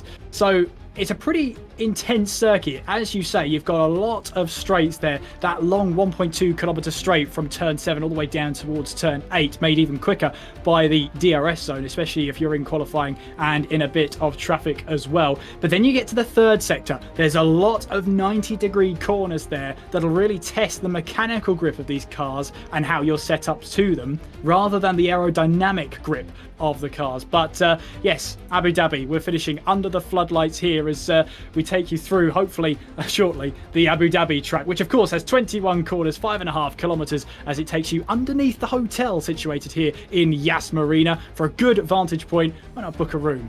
That's how it works, isn't it? But under the hotel we will go, and as you can see there, 21 corners takes us around 5.5 kilometers to DRS zone, and a relatively flat circuit, all things considered, apart from in towards the first sector, turns 1, 2, 3, 4, and 5. You'll find the most undulation around this circuit. It's relatively flat everywhere else, with a lot of high-speed corners, a lot of 90-degree corners, and a whole lot of floodlights to boot. Well, we'll take you to qualifying right about now as we head our way through the final corner and onwards to the start-finish straight. Have a look at the left-hand side for the standings shake-up as we take you on a flying lap here of Yas Marina, going through in towards turn 1, then as we follow Dario Yemelo through in towards turn 2, then over the crest through turn 3, down the hill we go through turn 4. Careful not to grab too much curve on the left-hand side, you'll go flying otherwise. Down in towards turns 5 and then through turn 6, which come at you quickly, in towards then straight into the hairpin at turn 7. Grab the apex here, then careful on the throttle on the exit to try and reduce the wheel spin. This is the fastest part of the circuit here. DRS wide open as you now make that long run up towards turn 8. You'll see that the track narrows just as you get towards that overtaking opportunity. Take a little bit of the blue tarmac then. Heading now down in towards a heavy braking zone in towards turn 8. High curbs through turn 9 here as you'll test the suspension of the setup. Through in towards the left-hander of turn 10. DRS now wide open for the second DRS straight. Down in towards turn 11. And to end the second sector here, we jump on board then with Javier Perez through in towards the left of 11, 12 and 13. High curbs here as well. Take us then in towards turn 14. Careful on the throttle here into 4th gear. Then in towards the fast right-hander of 15. And then you have to start trail braking in towards turn 16 through and then in towards turn 17 through the left-hander of 18. Then comes the left-hander of turn 19 with that wall so perilously close on the right-hand side. Lighting up the rear tyres does Javier Perez as we make our way through the penultimate corner at turn 20. Then in towards turn 21. Who's going to grab that pole position time? Is it going to be Valentin Bruffa? It is, by a hair's breadth. He grabs pole position yet again here in F1 Esports Challengers, once again finding himself on pole position. Was it about to rain in that session? The skies were so dark.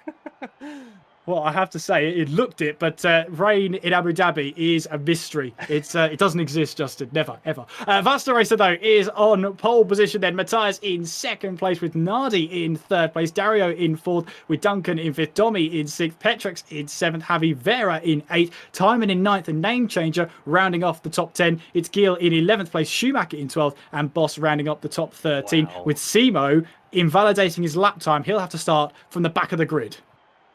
Wow. Interesting. Really, really interesting, especially for Schumacher. Again, remember, Marcel Allstadt, Schumacher. He is one of the key players in that battle for sixth position. And he is going to be starting from 12th, right down at the back. He can do an alternate strategy. He can start on the medium compound tires, see if maybe that works out for him. But that is not going to be ideal for him. And then where are the other guys? So Duncan, 5th position, Dario, 4th position, and Javi Vera down in 8th. So that's not ideal for him. So at the moment, you have to say Dario and Duncan are the ones that are looking the most comfortable. Again, Marcel Allstadt, Schumacher _1, he's got the points already, but again, he's starting from outside the top 10. That's going to make things very difficult for him. It will indeed, but I'm sure the drivers will cherish and relish how difficult the challenge will be. Remember, the top 6 places will get you into the Pro Exhibition for a chance to race along some of the best here in F1 Esports and a chance to prove yourself to those teams, no doubt about that. What we will try and keep another eye on is how the top title battle goes. There's no prize for getting to the top, but there's all that boasting you can do, which is just as good. We're moments away then from the final round here on F1 Esports Challengers here on PlayStation 4 as we count up to the season finale. It is 5 red lights. We're racing in Yas Marina. What are the starts like? Can Bruffa get a better start this time around? Yes, he can. He gets a much better start than he did last time out. In towards turn 1 he goes. Holds on to the lead race. Matthias van Erven in second place also holds on. Dario Yemelo going side by side with Nardi. Almost gets a tank slapper going through turn 3 there. Manages to hang on and manages to get into third place then. Domenico Lavecce looking to try and take advantage as we make our way now in towards turns 5 and 6. Then in towards the hairpin of turn 7. We've got a McLaren off in the background. Is that Marcel Allstadt who's off in the background there? Didn't quite see it. Yep. Might actually be Nardi who's never dropped to the back of the field then. So not a great start for Nardi. He falls all the way down to 14th place. A good start though from Bruffa, puts him at the top of the table right now. You can see Duncan Hoffland then trying to get into that top 6. He's under pressure from Petrax then going in towards for the first time turns 8 and 9. We've got the 2 Red Bulls battling away as well. Javi Vera and Petrax then. Javi Vera trying to get away and trying to score as many points as he possibly can. He's one of the drivers that has it all to do to try and get himself into the top 6 then. As there you can see Timon trying to go up the inside then going in towards the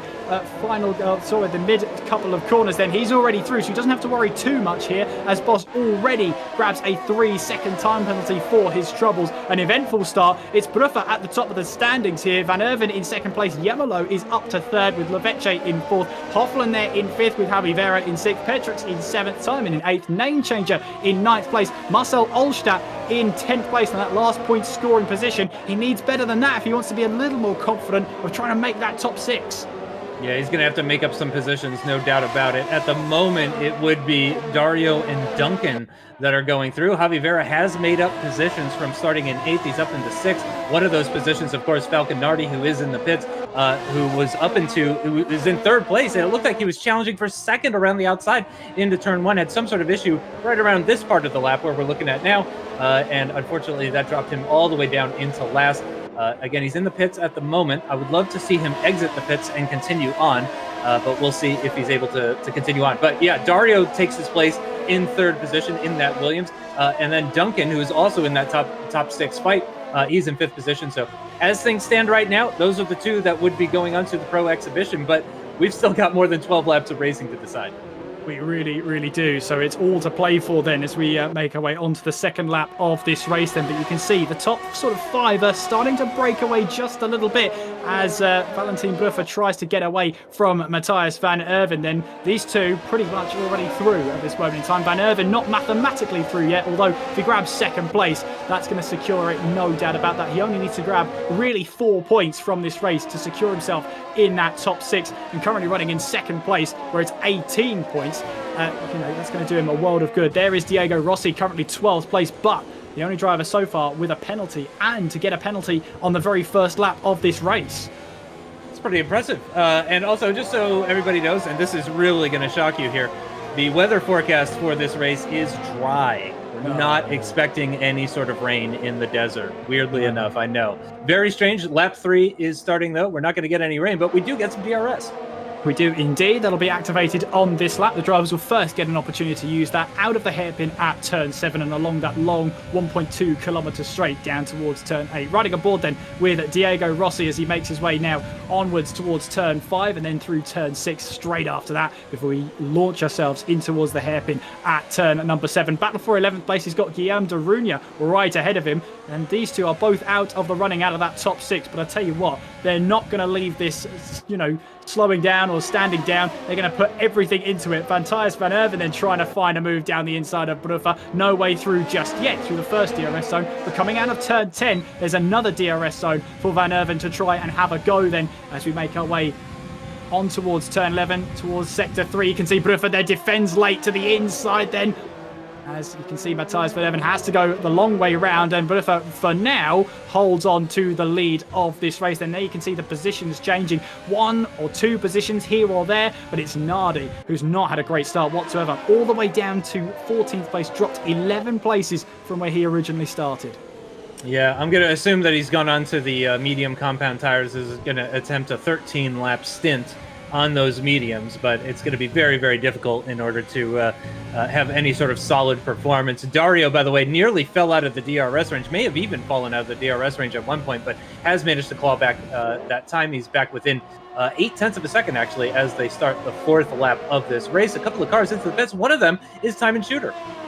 Yeah, absolutely. So we'll have to wait and see how he gets on in the pit lane there. But you can see Matthias van Erven having a little bit of a scrappy final corner then. Didn't quite get the power down as much as he wanted. Cost him a little bit of time. But at the end of the day, he'll have some DRS as we head our way down towards turn 8. So we can try and help redeem some of that pace then. Dario Yamalo, who is in that fight, who is in that battle for the top 6 then. He's currently 12 points behind Duncan Hoffland for a chance to get there. Currently 7th place in the standings right now. I mean, looking at it, Ulstadt is in 8th place then, so this is all sorts of maths to try and get ourselves on with. What's clear as day is Petrux trying to go down the inside of Javi Vera, slowing that car just in time to make the corner and up into 6th place. A nice move then from Argiano there. You can see everybody on the left-hand side, they've got the tires now, and everybody that started outside the top 10 did indeed go on to the mediums. Javi Vera just moving outside of the dirty air as he gets onto the brakes there, coming into that chicane section, into turn 11, but not actually able to overtake as he has to sit behind Petrux for the meantime. Bit of a gap starting to form between Petrux and the car ahead, actually. VSR Duncan, 2.1 seconds as it stands right now. Boss all over the back of Guillaume de Runia, but he's going to have to stay there. There really isn't any sort of overtaking location through Sector 3 here.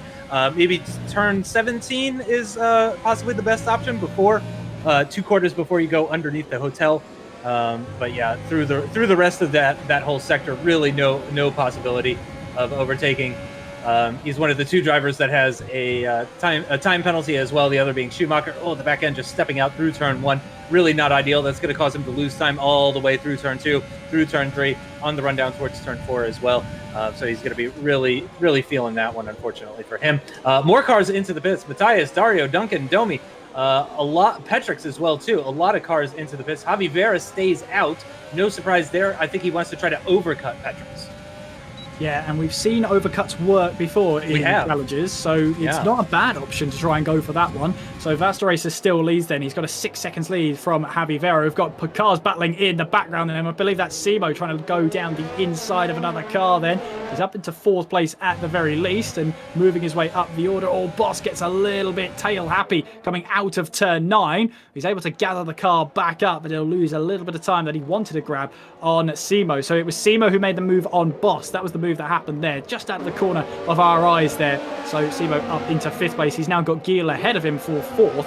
Marcel Olstadt, 3rd place at the moment, but has yet to make a stop in this race and currently finds himself around 9 seconds back from the race leader at this moment in time. So it's not looking great for him, considering he'll be slightly out of sync with the rest of the field. However, Matthias, who's made his pit stop, closing in on Vasta Racer, who has just pitted. Race leader into the pits then. There we see Matthias Van Erven making his way underneath the hotel. So that means we're at turn 19, close to the wall then on the right-hand side as we make our way through turn 20 and now towards turn 21. So who's going to win in this battle of the pit lane there? Matthias Van Erven making his way now down the start-finish straight. Of course, Vasta Racer still in the pit lane. The nature of the pit lane, you go underneath turn 1 and re-emerge on the left-hand side. Let's see who's going to be able to grab that position then. Matthias Van Erven, does he rejoin ahead? Yes, he does. He stays ahead of Vasta Racer then. So the undercut for Matthias Van Erven has worked and he's taken back the net lead of this race.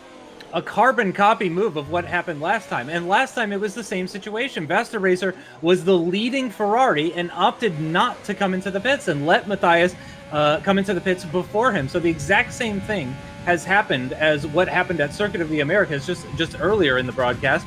Now, I would say it's a little bit easier to overtake here versus Circuit of the Americas. You can see he's closed in quite a bit, a couple of tenths just in that one DRS zone.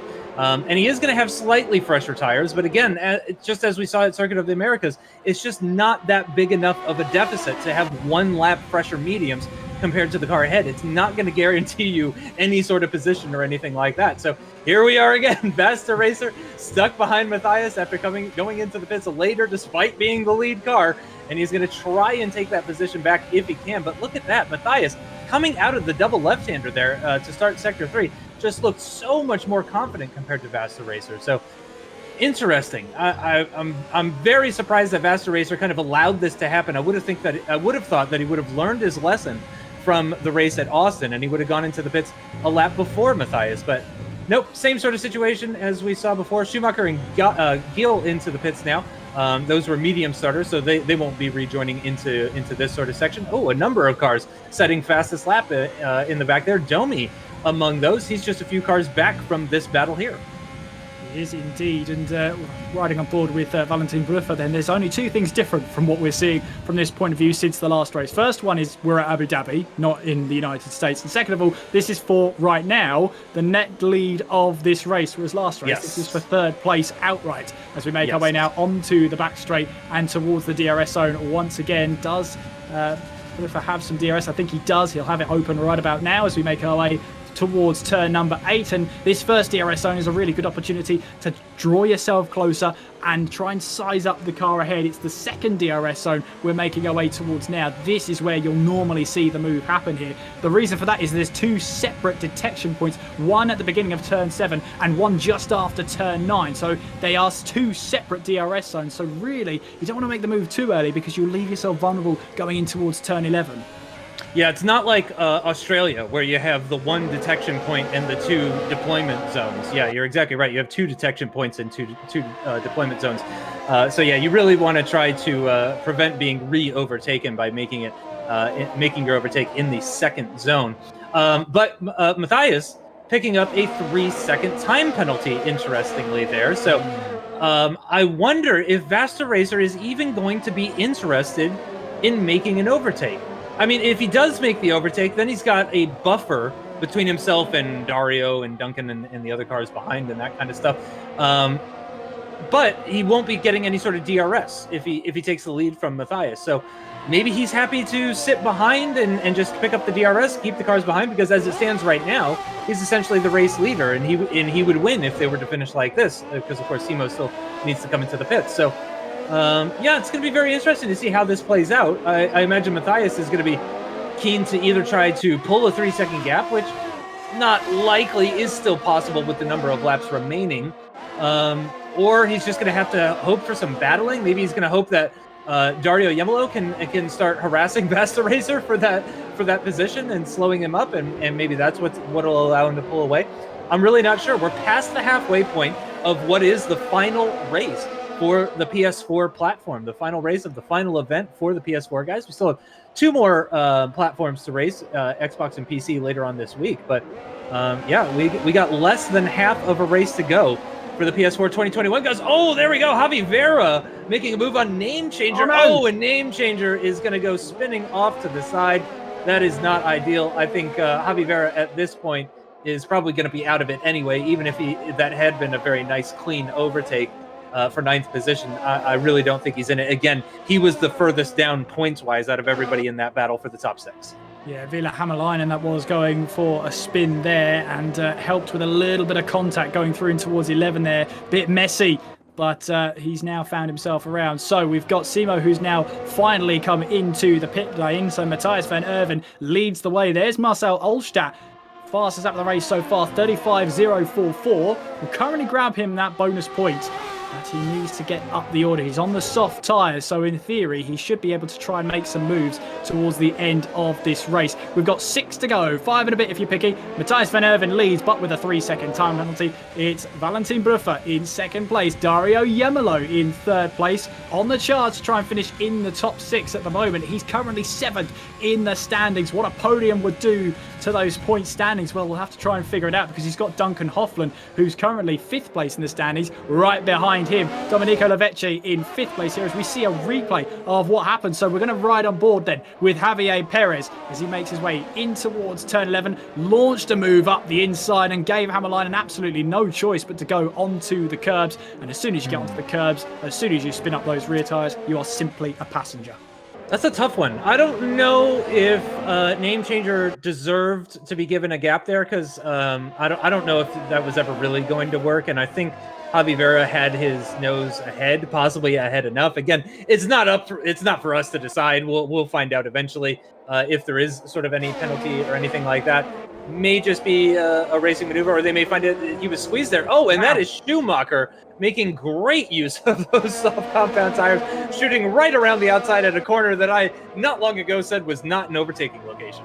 Again and once again, the drivers proving us wrong where those overtaking spots happen. They're showing us how it's done. And Marcel Olstadt now into 7th place. So he's currently 6th in those standings right now on 70 points. He needs all the points he can get to get himself the best chance of finishing and staying in that top 6. And look at him go now. 4.1 is the next car. So let's see then what happens. So this is Marcel Olstadt, who's chasing down the 2 Red Bulls. So Petrix and Javi Vera having their own battle going in towards 11, 12 and 13. They compromise each other's lines, and Marcel Olstadt gets a better exit, then goes up the inside, does he? Well, he can't quite do it yet. The 2 Red Bulls still battling away then as they make their way through in towards 15 and 16. And then in towards turn 17. It's actually a great battle between Javi Vera and with Petrux. But then you can see Schumacher saw the outside line and got that move done. And yeah, took advantage of 2 Red Bulls that were absolutely battling hammer and tong. Yeah, that was really impressive from Schumacher. He finally got that position. He does have that 3-second time penalty. So at the moment, I think that 7th is actually 9th, because of course Petrix has a time penalty as well too. But yeah, I don't think that would be enough to save him. Again, Dario and Duncan in 3rd and 4th. That is a huge amount of points. Now, Duncan was the one coming into this that had the most points. Yeah, Duncan was in 5th coming into this. So yeah, certainly if it stands like this, he's going to go through. Let's have a replay here. This is Boss on Name Changer, and picks up the DRS. This is the first of the 2 DRS zones, and overtakes him rather easily, actually. And I just wonder if Name Changer was kind of allowing that to happen in order to pick up. Look at that. He gets a great exit, actually, in the AlphaTauri coming out of that 2nd chicane. And I imagine he got back past him. No, No, name changer is out, actually. Yes, he is. So Ville Hämäläinen does not finish the final race of Challengers for him, and yeah, he becomes the first retirement of tonight's event. So really, really unfortunate, but the Finnish driver has put everything into it, and we hope to see him hopefully next time around. Hopefully this has been a good experience for him. He's a solid driver, just hasn't quite worked. Gil going up the inside, bit of contact then with Javi Vera as he looks to try and get the moves on. He got up the inside of Petrux and just about tapped the rear end of Javi Vera, and this is those soft tyres that are bringing this newfound confidence in these drivers. Duncan Hoffman is up into third place. How did that happen? That's an interesting one. Hopefully we can get a replay of that. As Petrix picks up yet another 3-second time penalty. But yeah, Duncan and Dario have swapped positions. I think that was in the second DRS zone into turn 11 was where I think Duncan got that one done. But really, really impressive. Picking up even more points. He was coming into this race the most comfortable in that four-way battle for the top 6. But he is really on it today. VSR Duncan picking up that position. And is this no? This was oh, and that's what happened to Name Changer, and that's coming out of the penultimate corner. He's found the barrier coming out of the exit of the penultimate corner, just before the pit lane entrance was where we saw that one. But yeah, Duncan Hoffman, VSR Duncan is now on for his second podium finish of the season, and what a time to do it! What a time to do it. What a time to get that podium and get those 15 points on the board when it really matters the most. Just a quick update for you, looking at the pointy end of the standings. Timon Shooter, who was leading this at 132 before this race started, currently in 6th place, with Vasta Racer in 2nd place, promoted to 1st after Matthias's 3-second time penalty is applied. 1 point will be in it between the two of them, between Vasta Racer and Timon, and it favours right now Valentin Bruffa. As it stands, he's on 141, Timon on 140. Wow, I really did not expect this, but yeah, Timon, it seems, is having an off race, and it's not the first time we've seen this from Timon Shooter, actually. It seems he is not bulletproof. He absolutely can have a bad day, can have a bad race. And it all came down to qualifying. Just a reminder, or in case people are just joining, Timon Shooter, CRG Timon, started this race in 9th position, so way down. He did not have a good one-shot qualifying. We had one-shot qualifying for this event. It did not go well for the Mercedes of Timon Shooter, so he started in 9th position. He's up 3 positions into 6th, but it's still very, very close to find out who is going to win. Again, for those at home that are watching, if you want to just kind of get an idea of where people are at coming into this event, you can go to F1Esports.com and just kind of get a feel for that. Again, we updated everybody after the first race. We got some provisional standings. We didn't have a graphic. We just kind of described it to people. But here we are on the penultimate lap. CRG Timon coming into this event was in 2nd position, 3 points behind Domi, who is currently in 5th position.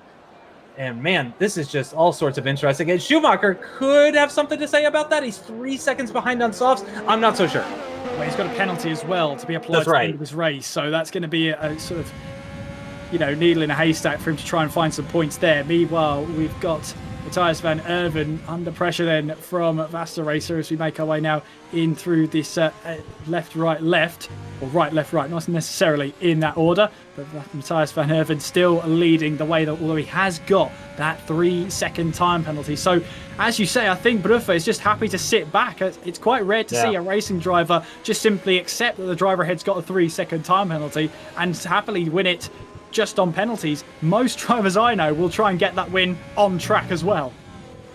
Yeah, they're not fighting for the Challenger Series finale though. So I like this call from Vasta Racer. Actually, I do think it's the right call because and a 3-second time penalty for Timon Shooter. Is that going to end up deciding the championship, I wonder? Well, of course, this is the top of the standings here in F1 Esports Series Challenges. It's bragging rights only for the top finishers here, but surely a statement to the teams watching on. Matthias van Erven still leads though. Vasta Racer in 2nd place, although van Erven has himself that 3-second time penalty. So as it stands, it's going to be Valentin Bruffer, who'll grab another win in this season here. Duncan Hoffland in 3rd place. What a time to grab that handful of podium that you needed to try and get yourself up the order. Still within that top 6. If he gets that podium, he secures his place into the next stage at the Pro Exhibition. There's still other drivers. Dario Yemelo is one of them, currently in 4th place as we make our way through then. He was on 64 points at the end of this race as the two Ferraris try and go side by side, and that's Vasta Racer who's got the move done. He has got it done on track. He waited till the last moment to get it done on track, and that is Vasta Racer who takes the lead away from Matthias. Leads here at the final round of F1 Esports Challengers. There's not a lot Matthias can do. He can't get back ahead and then pull 3 seconds ahead. Vasta Racer will come through these final couple of corners then to win this race out on track. Through the final couple of corners we will go, and towards the final corner it's going to be Valentin Bruffer who wins the final race here in Abu Dhabi. Weaves left and right in jubilation because as it stands right now, he is going to finish at the top of the standings here in Challengers on PlayStation 4 by my calculations by 1 point ahead of Timon Shooter. What a great battle it's been between the two of them as Vasta Racer takes yet another win in this season. It means Duncan Hoffland is promoted into 2nd place. Dario Yemelo not quite close enough to take advantage of that penalty, just 0.21 seconds away from grabbing that podium and really, stamping his authority on this one. Marcel Olstadt, who started this race inside the top 6 on 70 points, well, he only scored 2 points in that race so far, so the doubts start to set in as Nardi becomes the last of the finishers then in 13th place. But it's Valentin Bruffer who wins today's race here at Abu Dhabi. What a performance from him. Driver of the day, as awarded by the game, goes to Marcel Olstadt. I don't know about that one. I think I would probably give it to Vasta Racer on that one for making that move around the outside into turn 11. Absolutely beautiful stuff. You love to see the respect as well from Matthias, giving him the space as well. And also, I missed out there, but Duncan actually picked up 2nd, not 3rd, because of the 3-second time penalty up the road and being close enough. Duncan actually picks up a 2nd place finish to really cement that top 6 finish for him. Which I imagine is he's going to be riding high.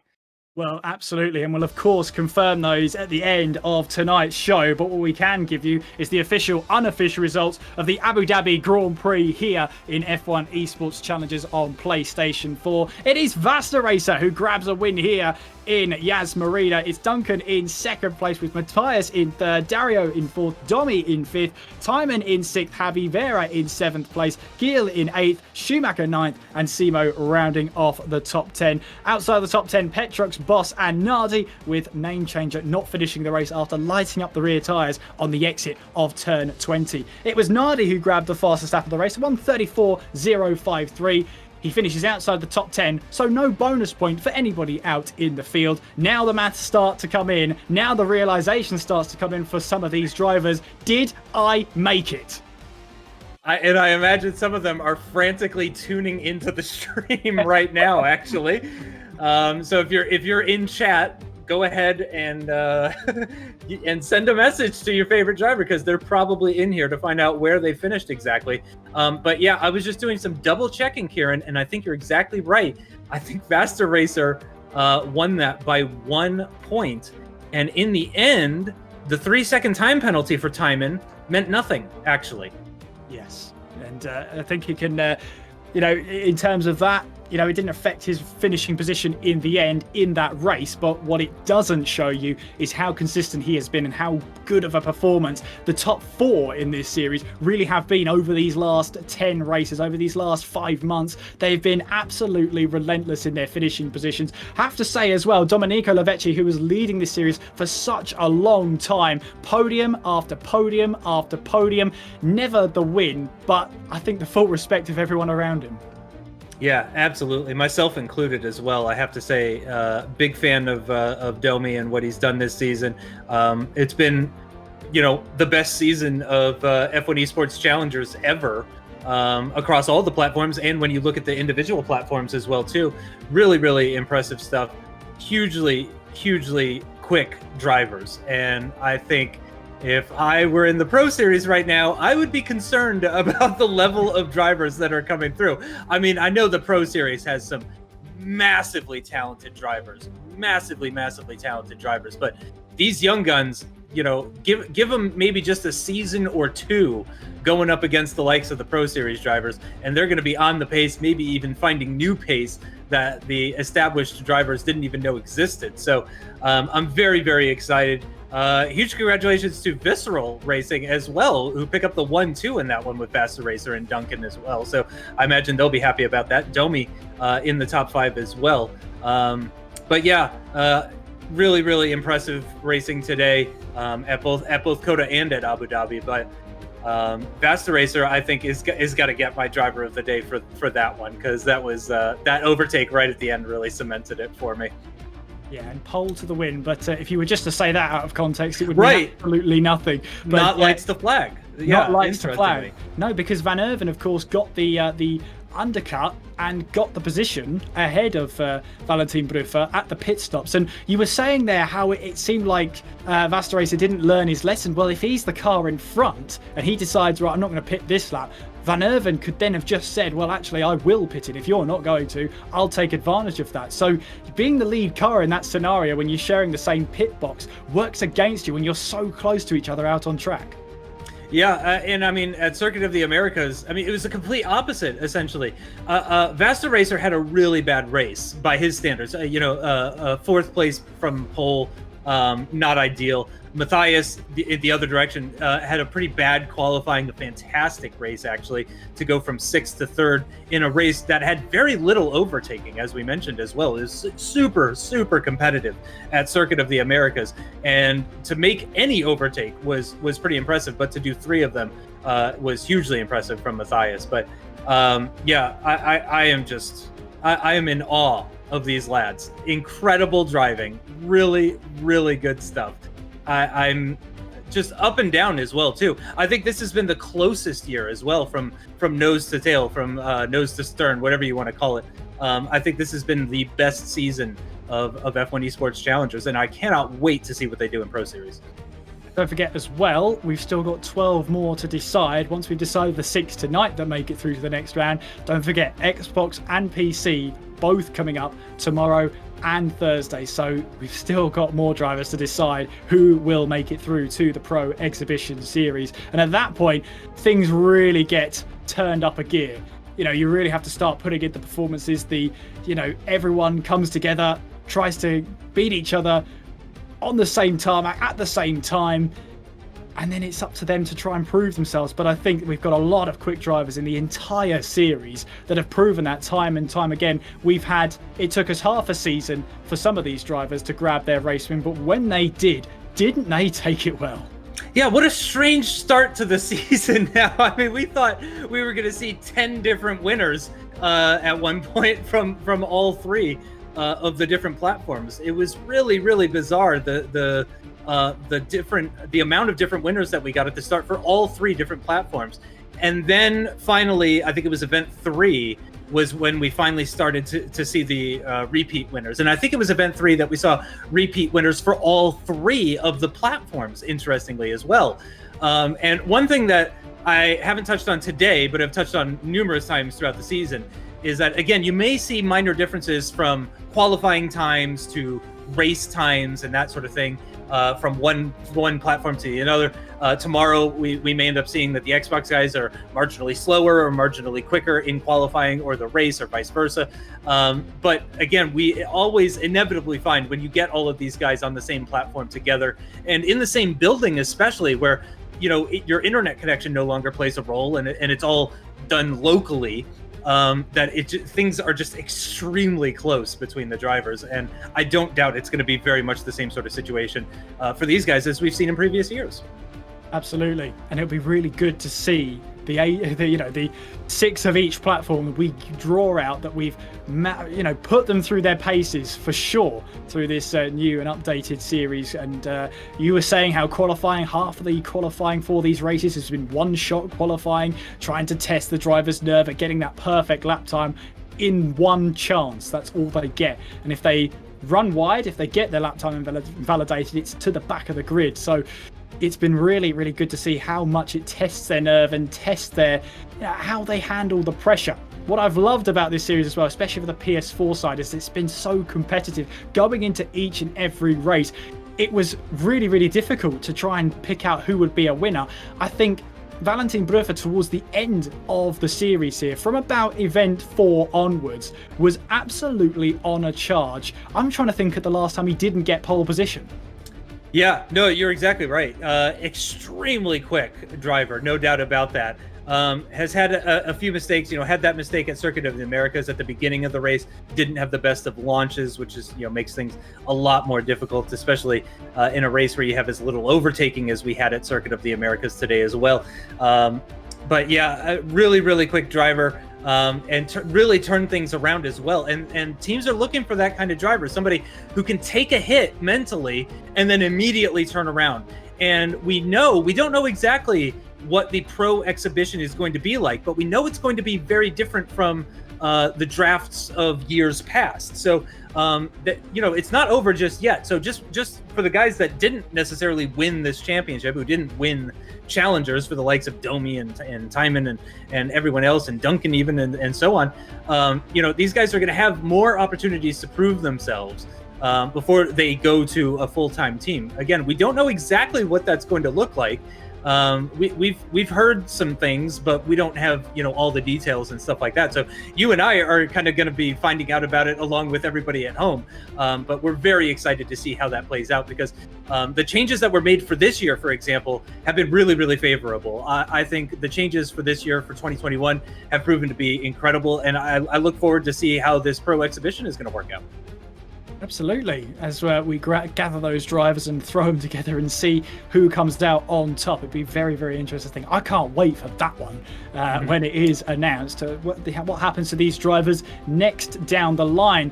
For 6 of these drivers, they've made it through, and we're just going to get confirmation of those 6 drivers. What we can say is that 3 of them were pretty much decided going into tonight's final race. That was Timon Shooter, Domenico Lavecce, and Valentin Bruffer. They were the only 3 out of the 6 that were guaranteed a place in the top 6, no matter where they finished in Abu Dhabi. What wasn't so sure was the rest of the field. We had Matthias Van Erven. Well, we saw him finish in 3rd place. Chances are he's going to make it through. We had Duncan Hoffland finishing in 2nd place. He was 5th place at the start of the Abu Dhabi Grand Prix in the standings. Marcel Olstadt, he was 6th place, but finished in 9th overall in Abu Dhabi. Had Dario Yemolo finishing in 4th place. So that battle for that final 6th place spot is going to be mightily close. And without creating that fake drama, because we don't want that anywhere near here, we're going to leave that to the guys who can actually count, and not to me. That's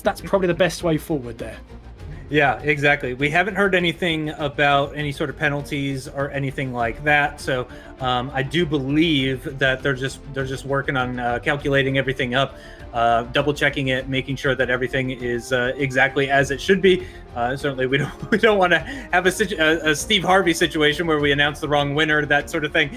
That could be really embarrassing. Unfortunately, the PS4 drivers have stuck to their stereotypical post-race activities, which is that they refuse to come and talk to us. This has been a theme all season long with the PS4 guys. I'm not gonna lie, I'm a little hurt. I'm a little upset about it. But we do hope to hear from the Xbox and PC drivers. They've been a little bit more talkative after the races. So I don't know if we're actually gonna be talking to any of these drivers, despite how excited they might be. Maybe they're in chat. I did mention earlier that the drivers were probably tuning in to figure out exactly where they were going to be finishing and stuff. And you had mentioned before that it was more for bragging rights. Is there actually some kind of trophy or anything for the Challengers winners? I would love to see that if there was a trophy, because no matter what happens, you could say at least you were the champion of Challengers on your respective platform, whether you get drafted or not. I still think there should be some sort of F2 championship as well. I don't know if I'm going to get yelled at for saying that on stream, but I would love some sort of championship using the F2 cars. That sort of, maybe for people that don't end up getting picked, they can go in the F2 cars, something like that. But Man, it's been an absolutely incredible season, and what a finish as well too. Again, we both suspect that the championship is being decided by 1 point between two guys that weren't, or that weren't leading when they were coming into it, or they were leading. But it doesn't matter. It's 1 point is in it, and that's exactly what we wanted to see after 10 races. Yeah, coming into tonight's event, it was Domenico Lavecce who was leading the standings by 3 points. How quickly things have changed since then, and hopefully sooner rather than later we'll be able to give you the confirmed 6 who have made it through to the next stage of the Pro Exhibition. And once you have made it through there, it's there's a little bit of time to celebrate, but knowing these drivers, they'll take maybe half an hour to celebrate and then get straight back into putting in the lap times once again. Yeah, exactly right. I would not be surprised at all if that is in fact the case. Maybe they'll take the day.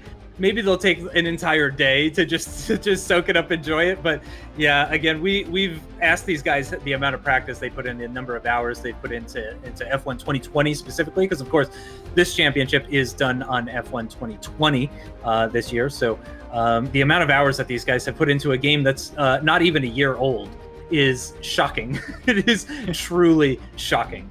More than 50 days total, I think it was, if you count the hours up. 50 days spent just trying to make sure you've got the perfect lap time, you've got the perfect race pace, because not only do these drivers put in those qualifying laps time and time again, as we all see on our social media, they're also trying to perfect their race strategies, and whichever team they're with in the esports world, they will be a help to try and get themselves as quick as possible, using the best setup possible, using the best strategy possible. So all in all, it's a great result for some of these drivers, but for those that didn't make the cut, I think it's an encouragement for them. Sure, for some of them, it's the first time they've been here in Challengers, and it'll no doubt give them the confidence to say, do you know what, I'll try it again next year. I came close. Maybe next year I can actually get through.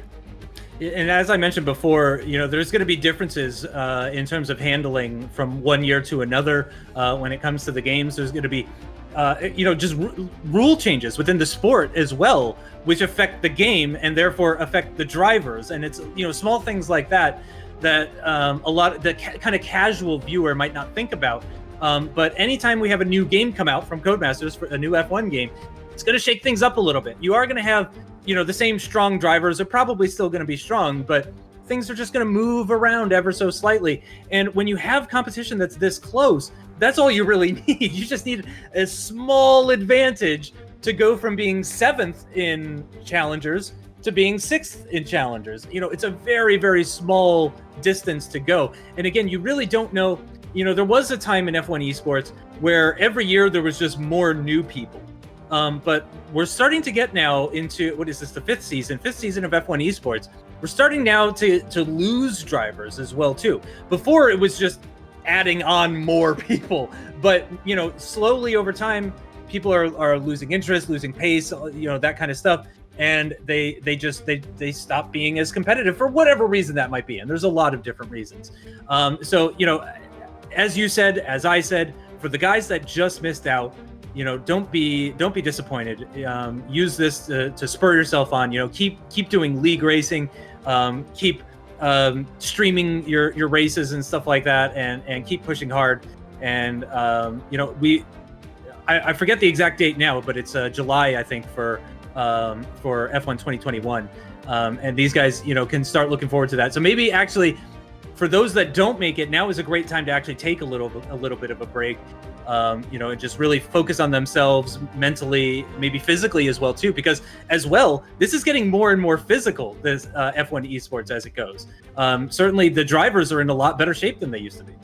Definitely. I'll definitely say that as well. Yeah, it's been such a progression over the years, and with that progression comes that whole side of competitiveness. The gaps get closer and closer. I mean, we saw with Valentin Bruffa at Kota how his start from pole position put him all the way down to 4th place in the space of a corner or two. So, those fine margins really can play into effect. But I think we can start to find out who has made the top 6.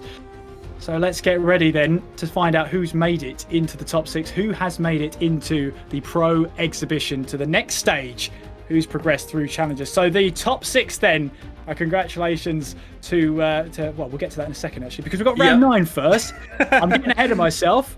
We've got Time and Shooter, who won the race, of course. Javier Perez picking up 2nd place, matching his best result at Hanoi. Matthias van Erven in 3rd place, with Valentin Bruffer in 4th. Domenico Lavecce finishing in 5th, with Duncan Hofland 6th. Dario Yemalo in 7th place. Guillaume de Rugna in 8th. Bernardo Perez in 9th, and Simeone Yamotti rounding off the top 10. Finishing off the order then, Gianpatro Oggiano in 11th place, Ville Hammerleinen in 12th, Marcel Olstadt finishing outside of the points in 13th place, with Diego Rossi finishing off the order. All 14 drivers that started that race managed to see the checkered flag. Moving into the final round of the F1 Esports Series Challengers here on PlayStation 4, it was Valentin Bruffer who won the race in Abu Dhabi. Duncan Hofland in 2nd place, with Matthias van Erven in 3rd place. Dario Yemalo in 4th. Domenico Lavecce back-to-back 5th places for him. Time and Shooter in 6th place. Javier Perez in 7th. Guillaume de Rugna in 8th. Marcel Olstadt in 9th place. Simeone Yamotti rounding off the top 10 once again.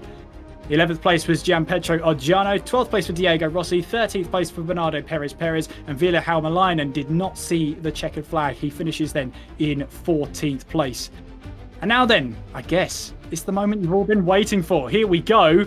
For the final results then for PlayStation 4, congratulations then to Valentin Bruffer, Time and Shooter, Domenico Lavecce, Matthias van Erven, Duncan Hofland, and Dario Yemalo. They have all made it through to the Pro Exhibition, and by the look of the points there, it was very, very close when all was said and done. A huge commiserations to Marcel Olstadt, Javier Perez, Guillaume de Rugna, Nicolas Glassani, and all those on the second page as well. We'll get to them in a second. But it has been a fantastic series. 141 points for Valentin Bruffer to 140 for Time and Shooter. Bernardo Perez in 11th there. Gianpetro Oggiano, Samuel Corby, who was here for one event as a reserve, put in a stunning performance. Can't wait to see if he makes a return in the near future. Diego Rossi in 15th there with 5 points. Ville Hammerleinen in 16th, and Simeone Yamotti rounding off the rest of the order then. But there you go then, Justin. Your top 6, we finally know them here on PlayStation 4. A huge congratulations. Yep, you love to see it. Absolutely. Huge congratulations to all of them. It's going to be absolutely massive for everybody that made it through. Wow. I can only imagine what they're going through right now. Certainly, I have never been this good at anything. But also, I really got to say, shout out to Vasta Racer for grabbing that, coming into this event in 3rd and taking the win. Again, it was a small gap. It was only 6 points, but I still have to say, really, really impressive. I would have picked, if you would ask me at the beginning of this, who do I think is going to win the championship? I actually would have picked Domi, but those two fifth place finishes today, unfortunately, really hurt him in terms of that regard. But the fact that he was only 11 points back, despite those 2 5th place finishes, just shows how good he did for the rest of the season. And for all we know, he's already focusing on the Pro Exhibition. He wasn't even worried about this event because he was the one driver that was guaranteed to be in the top 6. So who knows how much effort he actually put into this. Well, I know he would have put in an astonishing amount of effort because, 6/10 of the season finished with him on the podium, and nobody can take that away from him. Still, the race win eluded him, but who cares? Domenico Lavecce doesn't care. He's made it through as one of the 6 drivers into the Pro Exhibition. Justin, 6 down, 12 to go. Yeah, it's going to be very interesting, isn't it? So Xbox is up next, if I'm not having a senior moment. And it's very, very close there as well. Caden Lutt, Christopher Perry, just 3 points between the two of them coming into it. I mentioned earlier, Antoine Desalewski, a further 11 points adrift, and then another 11 points down to Jonas Reuten. So it's a little bit bigger gaps at the top as far as that's concerned, but only 10 points from 6th down to 9th. And in fact, only another 4 points down to Leroy Brown in 10th coming into this. So very, very close. I'm expecting it's going to be a lot of fun. Certainly, this was a lot of fun with the PS4 guys. I already miss them and pronouncing their incredible names, and I'm really going to miss them. But yeah, huge congratulations, and can't wait for tomorrow and for Thursday. And again, just for those watching, we've got 4 more races, 2 more events, same time tomorrow and on Thursday as well. We're hyped. You should be hyped as well, too. Yeah, looking forward to it. Yeah, as Justin's just said there, he's hyped up the event for you. So if that sounds like your kind of idea of fun, which it should, then come along for 7 p.m. British summer time to do it all over again, that time for the Xbox drivers. And as Justin hyped it up there, the battle for that top 6 is ever so close, with 10 points in it from 4 positions outside of the top 6. You really don't want to miss the rest of this one. Hopefully we will see you all again at tomorrow. From myself, Kieran McGinley, and Justin Sutton alongside, it's been a pleasure to bring you the PS4 side. We'll see you again tomorrow for the Xbox side, but we'll do it all over again. Until then, take care of yourselves and have a very good evening. Good night.